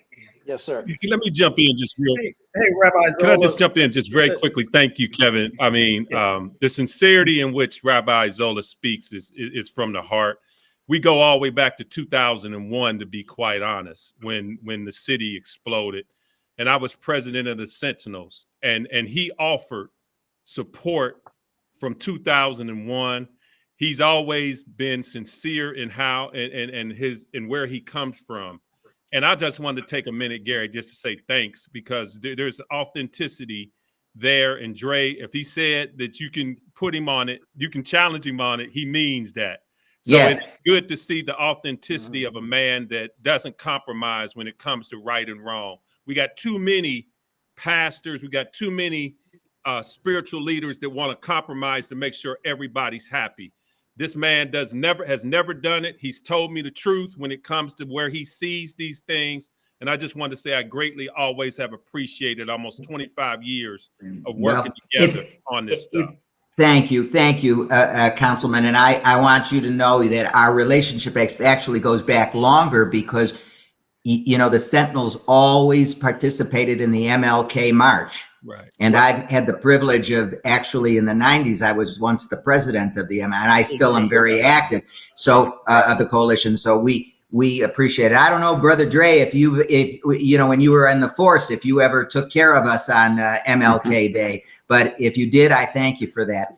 Listen, colleagues, I have to run because I have a very important noon meeting. It's 3 hours earlier here, but I want to reiterate, it's heartening to me. It really is. It's uplifting to me. I'm going to go into the Jewish New Year feeling better to have had this conversation, because I feel, and I know I'm right, that we have a like-minded spirit on this panel, and that we have to work together, and that you know, I'll leave you with that very important lesson that came from the ancient sages. Why did the temple fall? Why was it destroyed? It was destroyed because of meaningless, senseless hatred, one for the other. We got to get beyond that.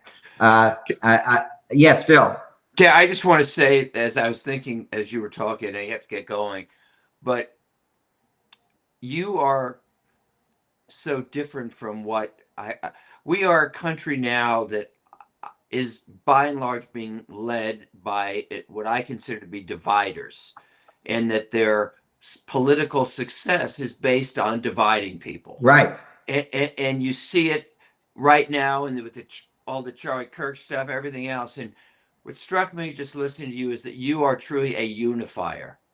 You're a unifier. And I think that I just think you're a great example of kind of what this country needs to be. Well, Hey, yeah, Rabbi, I would agree with that. And on your way out, I did because I didn't want to speak for you after I got off. So maybe you can comment on this on your way out the door. And it piggybacks kind of on what Brother Dre was saying. And I know that these are conversations because I've had a closeness with the Jewish community over the last few years. And it's about how communities show up for each other, not just that they show up, right? Because there's an expectation, I think, in terms of the essence of what Brother Dre is saying is the force, the magnitude, the way in which you show up for communities. And I've heard kind of similar comments from the Jewish side, particularly as things have been going on since October 7th. It's how your friends show up for you, right? And so I think that that's part of the conversation that needs to take place between the diverse communities is what, and doing a better job of expressing what is the expectation of how you want your allies to show up for you. And I think sometimes it can even, you're making phone calls and things are being done, but if it doesn't look like how that community expects you to show up, then it's the same as not being there. And so I'll let you comment on that on your way out. You said it all. The only thing the button I'll put on it is, believe me, Brother Dre, at the Jewish Community Relations Council, I hear people in the Jewish community say the following. They say to me, look at all the work you've done over these years. Look at what's happening today. What good has it done? Why are we investing all this time and energy into trying to build up friends, you know, all these years? And when their anti-Semitism is rising, people won't meet with us. People are saying terrible things. You know, it's almost as if, you know, no, whatever bad is happening, let's find a way to, you know, blame the Jewish community. You know, we have all the money, but yet we, you know, we're stealing all the money, you know, and you know, you whatever side of the issue, and that they'll say it at meetings, you know, what good is all this doing? I say to them, what is your alternative? What is your alternative? What do you want to do? Do you know how many? I mean, there's only 15 million of us in the whole world. Jeez, That's wow. it. Only 15 million. There's over 1 billion Muslims. There's over 1 billion Christians. There's over 1 billion Hindus. There's 15 million of us in the whole. We cannot survive if we don't have friends. We have to have friends. And so I tell them, walking away and trying to circle the wagons is going to be the worst possible thing. So you're right, Kevin. It's expressing the different ideas of how we show up and what that means.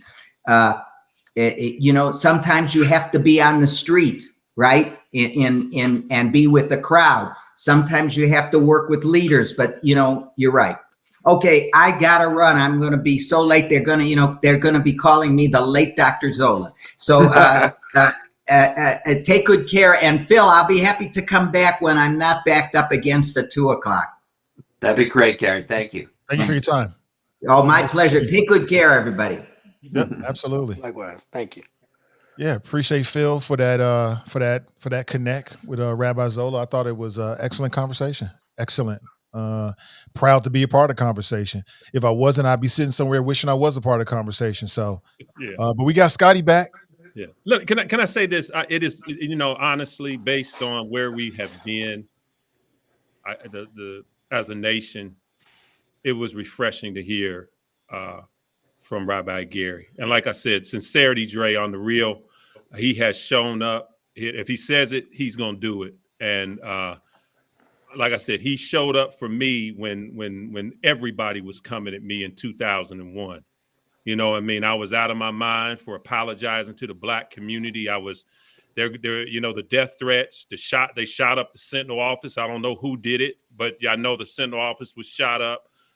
Even within our department, Dre, you know this, you know, the hate that came as a result of an apology. So Gary was one of the guys that showed up with a lot of other people. And during that time, he didn't have to. He could have just kept right on moving, but he showed up. He has shown up. So it has been, to be honest, this has been somewhat refreshing to see people showing up for each other at this time when this nation is in a skunk.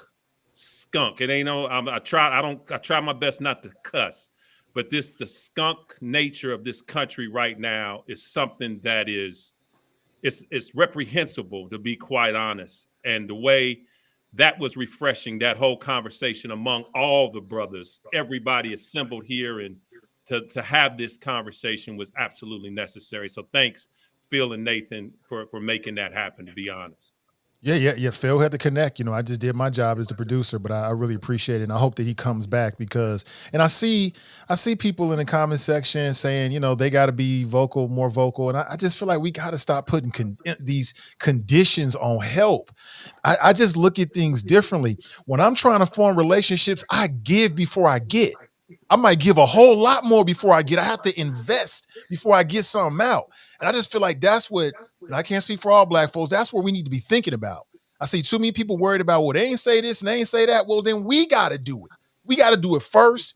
We might do it longer. And that's what we do that in our personal lives. So why would it be any different when you're talking about some of the issues that we're dealing with as a race? We have to invest even in places, even at times where we're not feeling like we're getting a direct return. But it's a long-term investment. I never heard that you know, expression. Nathan, The impression. you hit the nail right on the head, Nathan, just in terms of relationship building. And that was that was kind of the point that I was trying to make on the way out the door with the rabbi, is that I think that there is a heart there on each side to do it, but part of the relationship building involves an honesty of expressing to each side, like, here is what I need from you. Like when you develop a friendship or a relationship with somebody and you really know that person and you know them, you know how to show up for them. And I think that is where sort of things have broken down, not just with Black Jewish relations, but I think across the board, all the relations that we have is that we don't have the depth of friendship or relationship that is necessary to know how to show up for one another, even without it being expressed, right? Your real friends, you know how to have their back because you know how they are. You know what they're looking for. You know how they need you. They need you to show up for them. I think the reason why we don't see that is because we don't have that depth of relationship, not because the heart isn't there, but because the depth of the relationship isn't there. And to your point, that takes time. That has to be built up and brought back to a point. And that's gonna require, I think, to his point, we got to get out of this trauma Olympics, because the reality is that our inability, and Jewish people, trust me, they suffer from the same trauma that Black folks suffer from slavery and Jim Crow. They suffer from it from the Holocaust. You know, in fact, their mantra is never forget, right? That always keeps it right in front of your face, that history. And as Black folks, we kind of do the same thing. And so we have to recognize that our trauma, that our individual traumas are a bonding point, but it also can't be a hurdle that stops us from being able to build those relationships that there's also a lost history there. Like when you start talking about, like, a lot of people have romanticized in ignorance what the Black Panther Party was. And when you start to tell them about how they were reaching out and dealing with lots of different people, they're like, really? I had no idea. I mean, there's a real attempt that has been successful to dumb down our history, to make Black people feel like nobody has our back. I mean, the algorithm of social media really pays you that. You know, being negative and talking about division, that pays. You'll get a lot of clicks. But when you start talking about unification and friendships and relationships, that's boring. You know, it don't have the same sizzle, and people don't tend to really focus on that. When I start talking about how nobody thinks about us and they don't like this and they never did this, people click into that. It's just something about some human beings that they're more attracted to that than actually moving towards some real solutions. Solutions seem to be boring. Division, oh baby, that's fun. That's sizzle. That really gets people going in the comment section.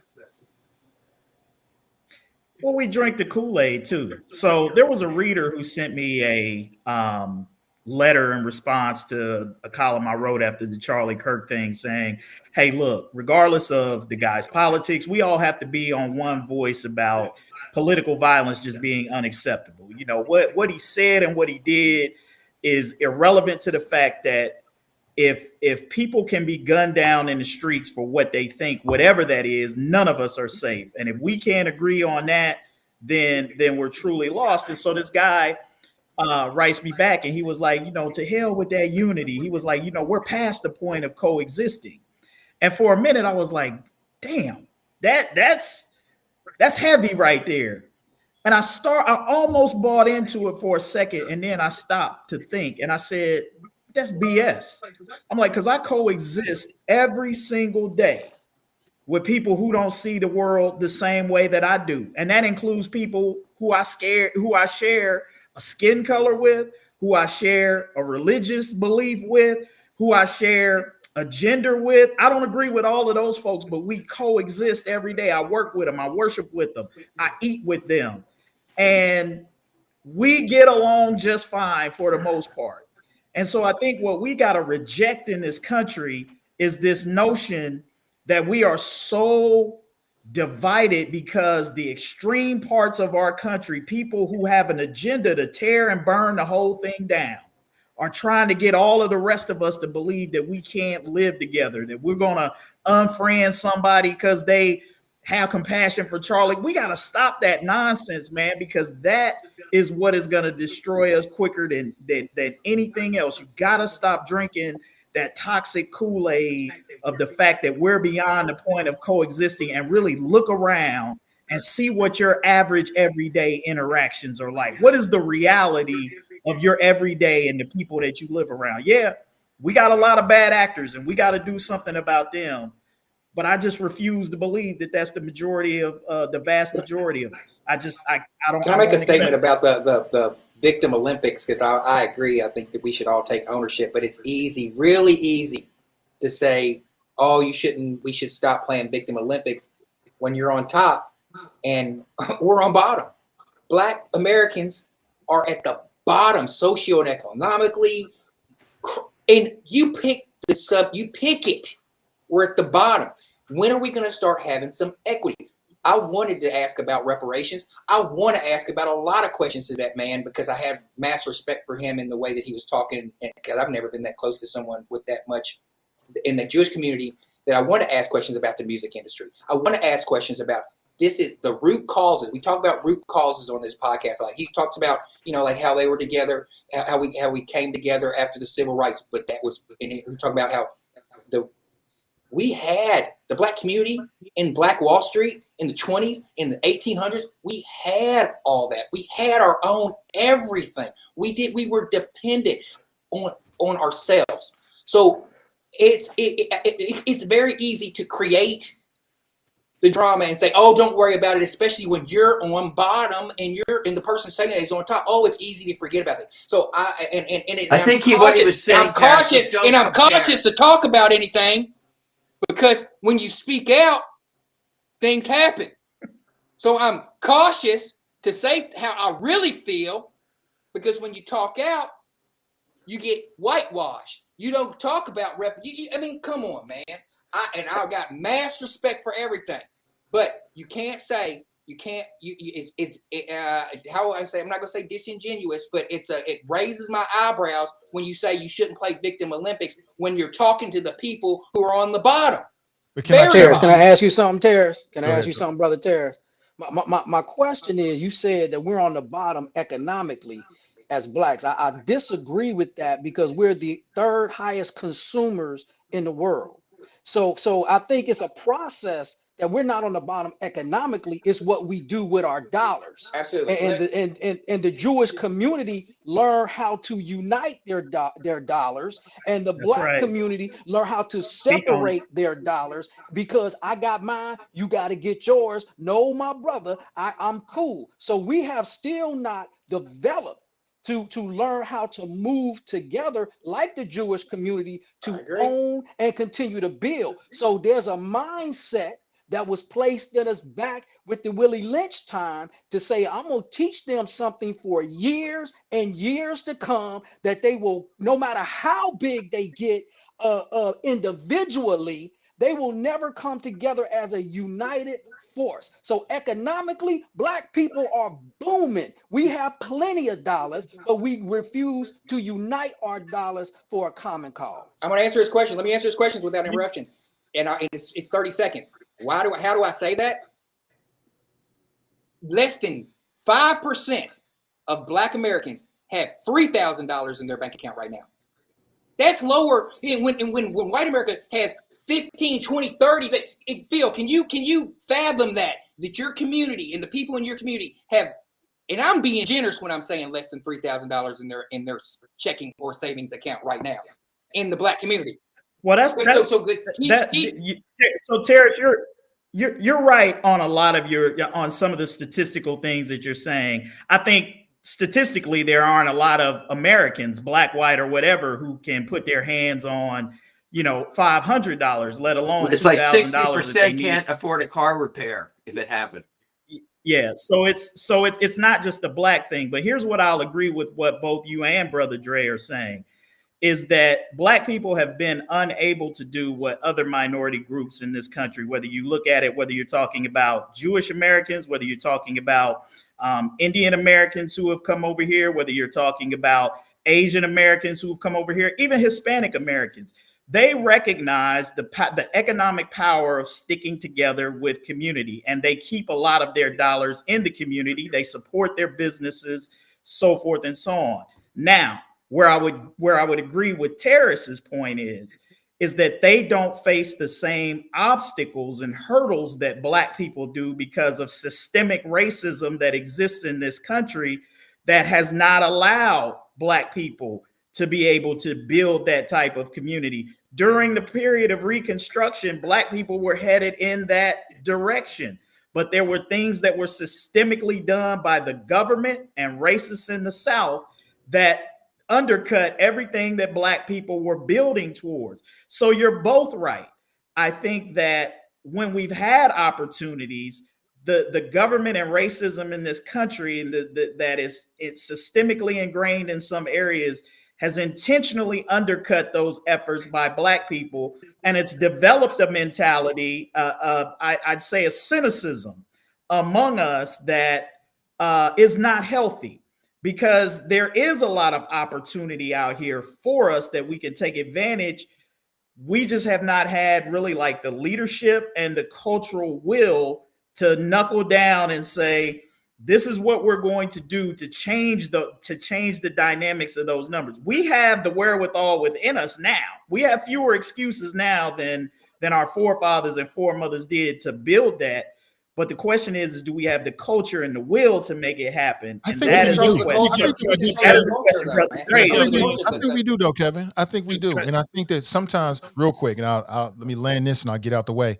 I think we do. I think sometimes as Black people, we make the mistake of generalizing the worst part of us, right? If that's the best way of putting it. Because I know a lot of Black people that have taken advantage of the opportunities that this country has afforded them and are living better lives. Property owners, business owners, college graduates, but we tend to think of Black people as only in the negative. And I think Black people have taken advantage of that by and large. And I think that what we're seeing on the federal level is a pushback because of the success of that. But I agree with everything else you said. And also, I want to say one thing, Scotty, and I'm going to get out of here. The media, who runs the media? The thing that influences the Black culture more than anything else, that's what I was talking to him about, that going in and using those resources to make money and maybe potentially culture vulture. One thing, and the last thing I'll say, and I won't say anything for the rest of the program, electric company. You promise? Unless Phil interrupts me. The electric company, the Reading Rainbow. Remember those programs that came on when we were kids and they teach you how to read? They were teaching Sesame Street. Those programming were brought into Harlem, into the Black community to teach Black people how to read, how to learn. And the studies show that the numbers were moving astronomically in the right way for the Black community. And as soon as they found that out, they cut the funding and they moved it and they allocated it to somewhere else. I believe it's about the funders of the programming of the electric company and the PBS I'm not sure if it's PBS program, but whenever the funding was moving in a certain direction and the numbers were moving in a certain direction, the funding got cut and they moved Sesame Street and can I say something real quick? Tarris, who just cut the funding? Who just cut the funding for PBS? I'm talking about I'm talking about the electric company. I'm talking about back when the media and you're talking about right now the people right now the FCC is controlled by Donald Trump and they're going to do what they're going to do. I was talking about the electric company. You want to bring it into right now? I don't agree with the FCC is doing right now. So those things are not even comparable. So I mean, I don't agree. I'm just saying. Can I say something real quick, guys? Right I got to ahead. jump off. I got a medical appointment. I am going to be living for a while, so I'll be able to continue to join you on the show. But I do want to say that later today, I'm getting a COVID shot. Okay. And I would seriously advise any of you or anybody who's listening, if you are entitled to any of those shots, you get them now. Because the Washington Post was talking about how, in fact, in the Health and Human Services Department, the inmates have taken over the asylum. The inmates are running the asylum.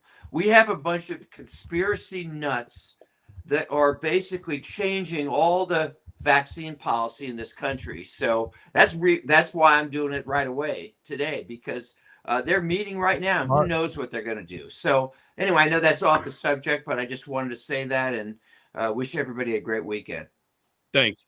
Yep. Appreciate you. Thanks, Phil. Let me just say this very quickly. In any relationship, the the foundation of a strong relationship is honesty. And it's very difficult to have those honest conversations because of the fact, whatever relationship we're talking about, the fact that you don't want to offend.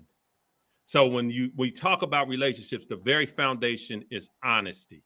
When it comes to the leveraging of where Black America is, if you look right here in Cincinnati, and I issued the apology, Kenyon Bar in 1947, the city of Cincinnati was complicit along with the federal government to bring 75 through Kenyon Bar, where over 26,000 Black homeowners were in that region, over 300 Black businesses. So think about where we would be had the destruction of Kenyon Bar had not taken place right here in good old Cincinnati. Think about how much further along economically, how businesses and generations of businesses would have continued had that not taken place. Think about what happened in Tulsa. So I'm just saying you're right. I agree with both what Dre has said and everybody else has said. But we cannot forget the recovery period that had to take place to get us to 2025. And if that's forgotten, then we see how long it's taken to get back to some economic standing. And then every time we start getting back, the game has changed. The goalpost is moved. So those are things that we have to be honest about if we're going to get to the relationship building to where everybody respects one another. But the foundation of any good relationship is honesty. And we cannot be afraid as Black people to be honest about what has happened to us. And the fact when we say we will never forget, unfortunately, internally, we got people telling us, get over it. Yeah, that's what. So those are things that in the foundation of real relationships, honesty is the key. But we have to also gather and say within ourselves, we will never allow what has happened in the past to repeat itself. And if we stick to that and start loving each other, despite the differences, we will see our children in the next generation get to where we believe we could be. I'm amazed, and thank you all for this opportunity to share with you, brothers.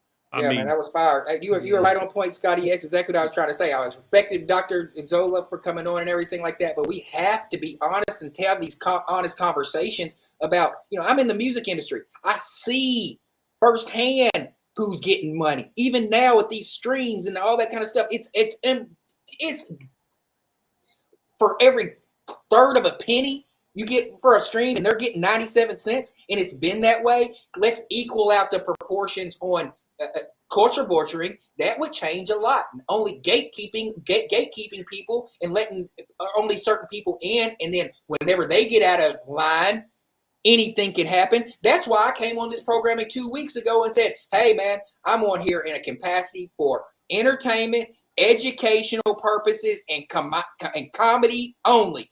My opinions.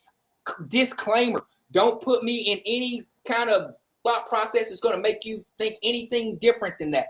Because I'm not trying to get out here and like have a serious, real conversation with that doctor and tell my truths about how I feel, how that community has personally affected me, someone who's made it, and then tell those truths and then be like, get over it.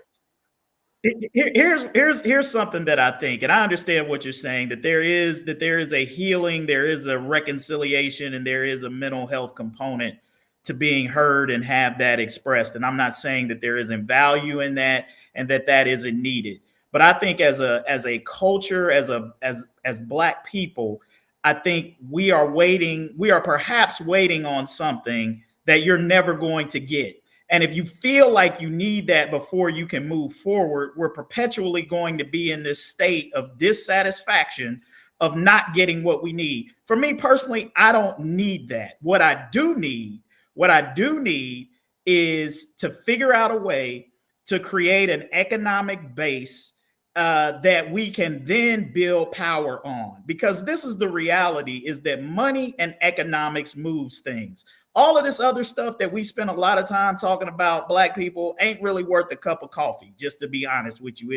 It's how we feel. And again, it's necessary. I get that. But until we figure out a way to build an economic base, because that's what it is. Money creates influence, it creates power, and we have to begin to build an economic base amongst ourselves and support it. And then everything else will come from that. Look, we've got people in the music industry, the Jay-Z's, all of these brothers who have expanded and they've got more money than anything. What are our brothers and sisters who have been able to, I get they had to eat a lot of stuff to get to where they are, but now they are in a position of power. What are they doing to build? What are the, and I hats off to the LeBron Jameses and people who are making their money and they're trying to build schools and do all of these things for our people. That is what is required. And we got to stop sitting back, waiting on these folks to do stuff for us. And here's why I say that. And no, there's no offense to Scotty or anybody else. But here in the city of Cincinnati, we've had black mayors, we've had black council people, we've had black city managers, we've had black police chiefs, we've had black fire chiefs, you name it, in every governmental position of power. At least over the last 20 or 30 years, you've had somebody black in that system. Yet here in Cincinnati, we're still talking about black people struggling and trying to get ahead, despite having people who look like us in those positions. So if it was just a simple matter of government and systemic things, which black people put all of their faith and trust in, if that were the case, if that was the balm, if that was the solution to our problems, why haven't we seen the kind of progress that black people in Cincinnati say they're thirsting for? Because we've held those Can positions. I jump in? So what are we choosing? Are we choosing the wrong people? But hold on. Is Let's that say the this answer? too also, Kevin. You got to be genuine in this. I get what you're saying, brother. And my response is this. You're absolutely correct. But there's some intestinal fortitude that has to come from within also. I think that's what you're talking about. But then in addition to that, it's not only relying on people in those positions. We got to make sure, first of all money ain't good money. And if I got to pay, the only way I'm getting paid is to continuously speak destruction and call you out of your name.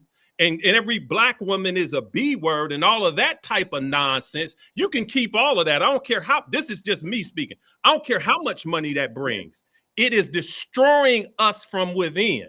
And the gatekeepers are saying the only way you're going to make this money is to talk about killing Nathan, killing Brother Dre, killing Tarris, killing Kevin, and then the women are all B's, and we're going to exploit them. That's the only way to get it done. You can keep all of them millions and billions of dollars. So it's more than just black people being in these positions. It's all money ain't good money. And then the integrity that comes with making that money. So you provide a ladder for other young brothers and sisters to climb in integrity and honesty, then I'm all for it. But just don't bring me billions and then you're tearing up my family, you're tearing up my communities while you're doing it. I can't rock with that. I don't care nothing about no Jay-Z, Beyonce, none of them. They are making music that tears our community down. And that's the real, I'm not talking about honesty. When I started out with honesty, that's a real conversation we got to have too. I don't care how much money Beyonce's bringing. The sister is not positive for our young black women. But you know what? All of that encompasses us getting ahead. Not just black people in power positions, but black people in power positions that are providing a positive outlook for the next generation. What I would say is, and rightly so, there's a lot of black people, and we all know for right reasons, this is all true, dealing with trauma, dealing with a lot of trauma. But trauma can kill relationships. Just like in a personal relationship, you might meet a woman and she was traumatized in a former relationship and you just can't deal with it. And I see the same thing happen with the Black community. You get a seat at the table and then you bring your trauma in. And for me, you get a seat at the table, you may not be there long, and you're dealing with the kind of people who they don't have time for that. And so you can either use that time trying to litigate your trauma and go through the past, or you can build the future. And I just see from some of the comments that I see from people that they're waiting for somebody to process their trauma. You're gonna have to deal with that on your own. When you get a seat at the table, you got to be thinking about the next. What are you building? What are you building? You can't bring baggage into a new relationship. It kills it. It's the same thing with some of our racial baggage when we're trying to move forward, unless that's the business that you're in, like you're an activist or something like that. But, I see people waiting for everybody to bring something to us. And I'm like, what relationship works that way? No relationship works that way. Yes, we've been traumatized. Yes, we got a whole lot of history. But what does that have to do with the future? That's why. I'm sorry, Dre. You got to realize that you got trauma first. Man, and you got to deal with your own trauma. But you got to at least say, guess you what? got to go get I need help, just like I did when I retired. I needed help to decompress from everything I had seen and done in those 33 years. I'm being transparent. I don't care what anybody thinks. Yes, I did go talk to somebody, because I didn't want that baggage coming with me in the latter years of my life. Here, I agree with what Scotty said about some of the destructive nature of the culture, right? And I get that there are the way capitalism and the way certain industries are set up, and you talk about gatekeepers, that in order to get in, you're going to have to compromise somewhere. That's the nature of Hollywood. I think that's the nature of Hollywood, whether you black, white, or whatever. For us, as you say, everything is doubly destructive for us. So whatever a white person may have to compromise to make their way through the music industry or the Hollywood, it's kind of doubly destructive for us as black people. I guess, Scotty, my larger point is that maybe you did compromise yourself to get to a certain place, but at a certain point in time, you achieve a level where you can separate and create independence for yourself and create something new that is not beholden to the colonizers' conditions that caused you to get in. But too often what happens is even if those individuals do separate, rather than creating something new that creates a new, because we control the culture. Like Tarris talked about culture vulture, it's us. We create, absolutely, all of the artistic expression and everything that we do, the creativity, that comes from us. Now, is it perverted? Is it co-opted? Is it taken by others and utilized to make money for them? Absolutely. But if we even just want to talk about gangster rap, okay, the beginnings of that with NWA, this is a culture of brothers rapping about what they were seeing on the streets, right? They're storytelling their reality. And you remember when it first came out, white folks was against it. The politicians was trying to get rap music banned, the white politicians and everything like that, until their kids started listening to it, started responding to it. And there was money to be, they found out that there was money to be made off of that. And then it began to be perverted into something that wasn't even kind of like sort of the negative original intent. It was kind of like political speech, NWA, Public Enemy, all of those early groups, they were doing political commentary by talking about what they were seeing and that the media and other people weren't talking about. Now, once executives figured out you could make some money, now they got brothers out here rapping about any and everything. Like there's not a ton of that type of messaging that I see anyway in most of the music these days. Not saying that there aren't some, brothers out there like Kendrick Lamar and others who are carrying on in that tradition. But I think we can agree there's a lot of destructive stuff. But we have the capability now. There are enough black folks who have made it that if you had in that industry, that if you wanted to say, hey, we want to come together and we want to create something new that doesn't have to make young black artists beholden to these types of things, Like that's the type of fortitude I think that you're talking about that is necessary to take the narrative. But I think when we surrender it and say we can't do it, we're automatically defeated when we come to the mindset that we I'm can't just do saying, that. Kevin, brother, and I hope it's clear. I'm saying that I want to see young people do it. I want to see them make it, but I don't want to see it at the expense of having to talk about killing another brother, stealing, robbing, raping, and exploiting each other. And let's just be honest, that music is not selling.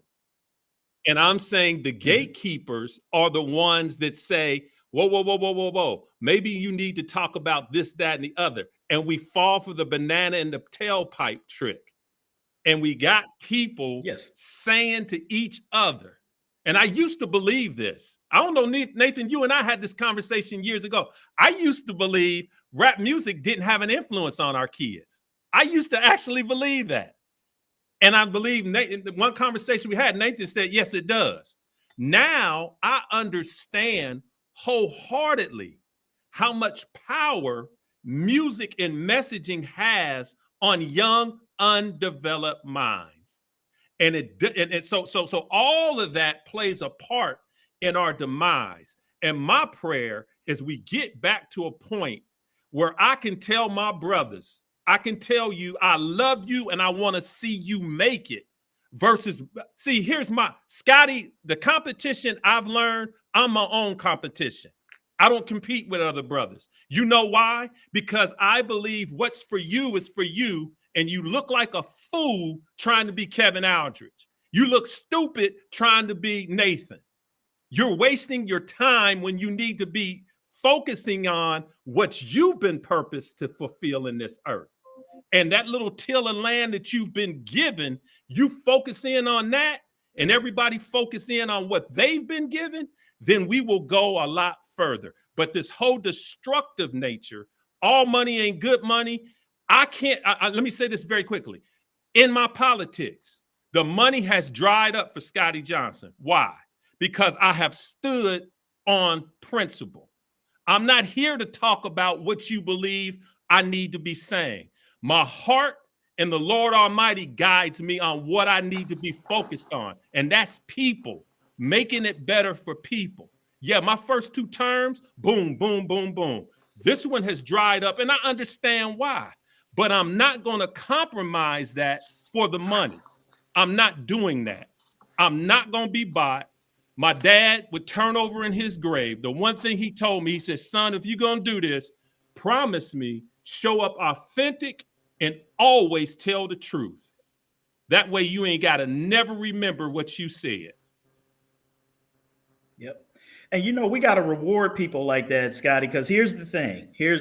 And this ties into what you said, because I think we're saying the same thing. You know, as I listen to you, I think we're absolutely saying the same thing. The fact that money has dried up for you is part of the problem in this country, is because authenticity and speaking truth comes with a cost, and that cost is usually dollars. Here is why my point about building an economic base is incredibly important for us as a people, because power and influence comes with that. And what the music industry has understood is, for every brother that has a conviction that says, I'm not going to rap about that, I'm not going to put on a dress, I'm not going to do this, there are 4 or 5 brothers who are starving, who are hungry, who don't have that same sort of whatever you have, that's waiting in line, that will take that money because they're going to get the bag.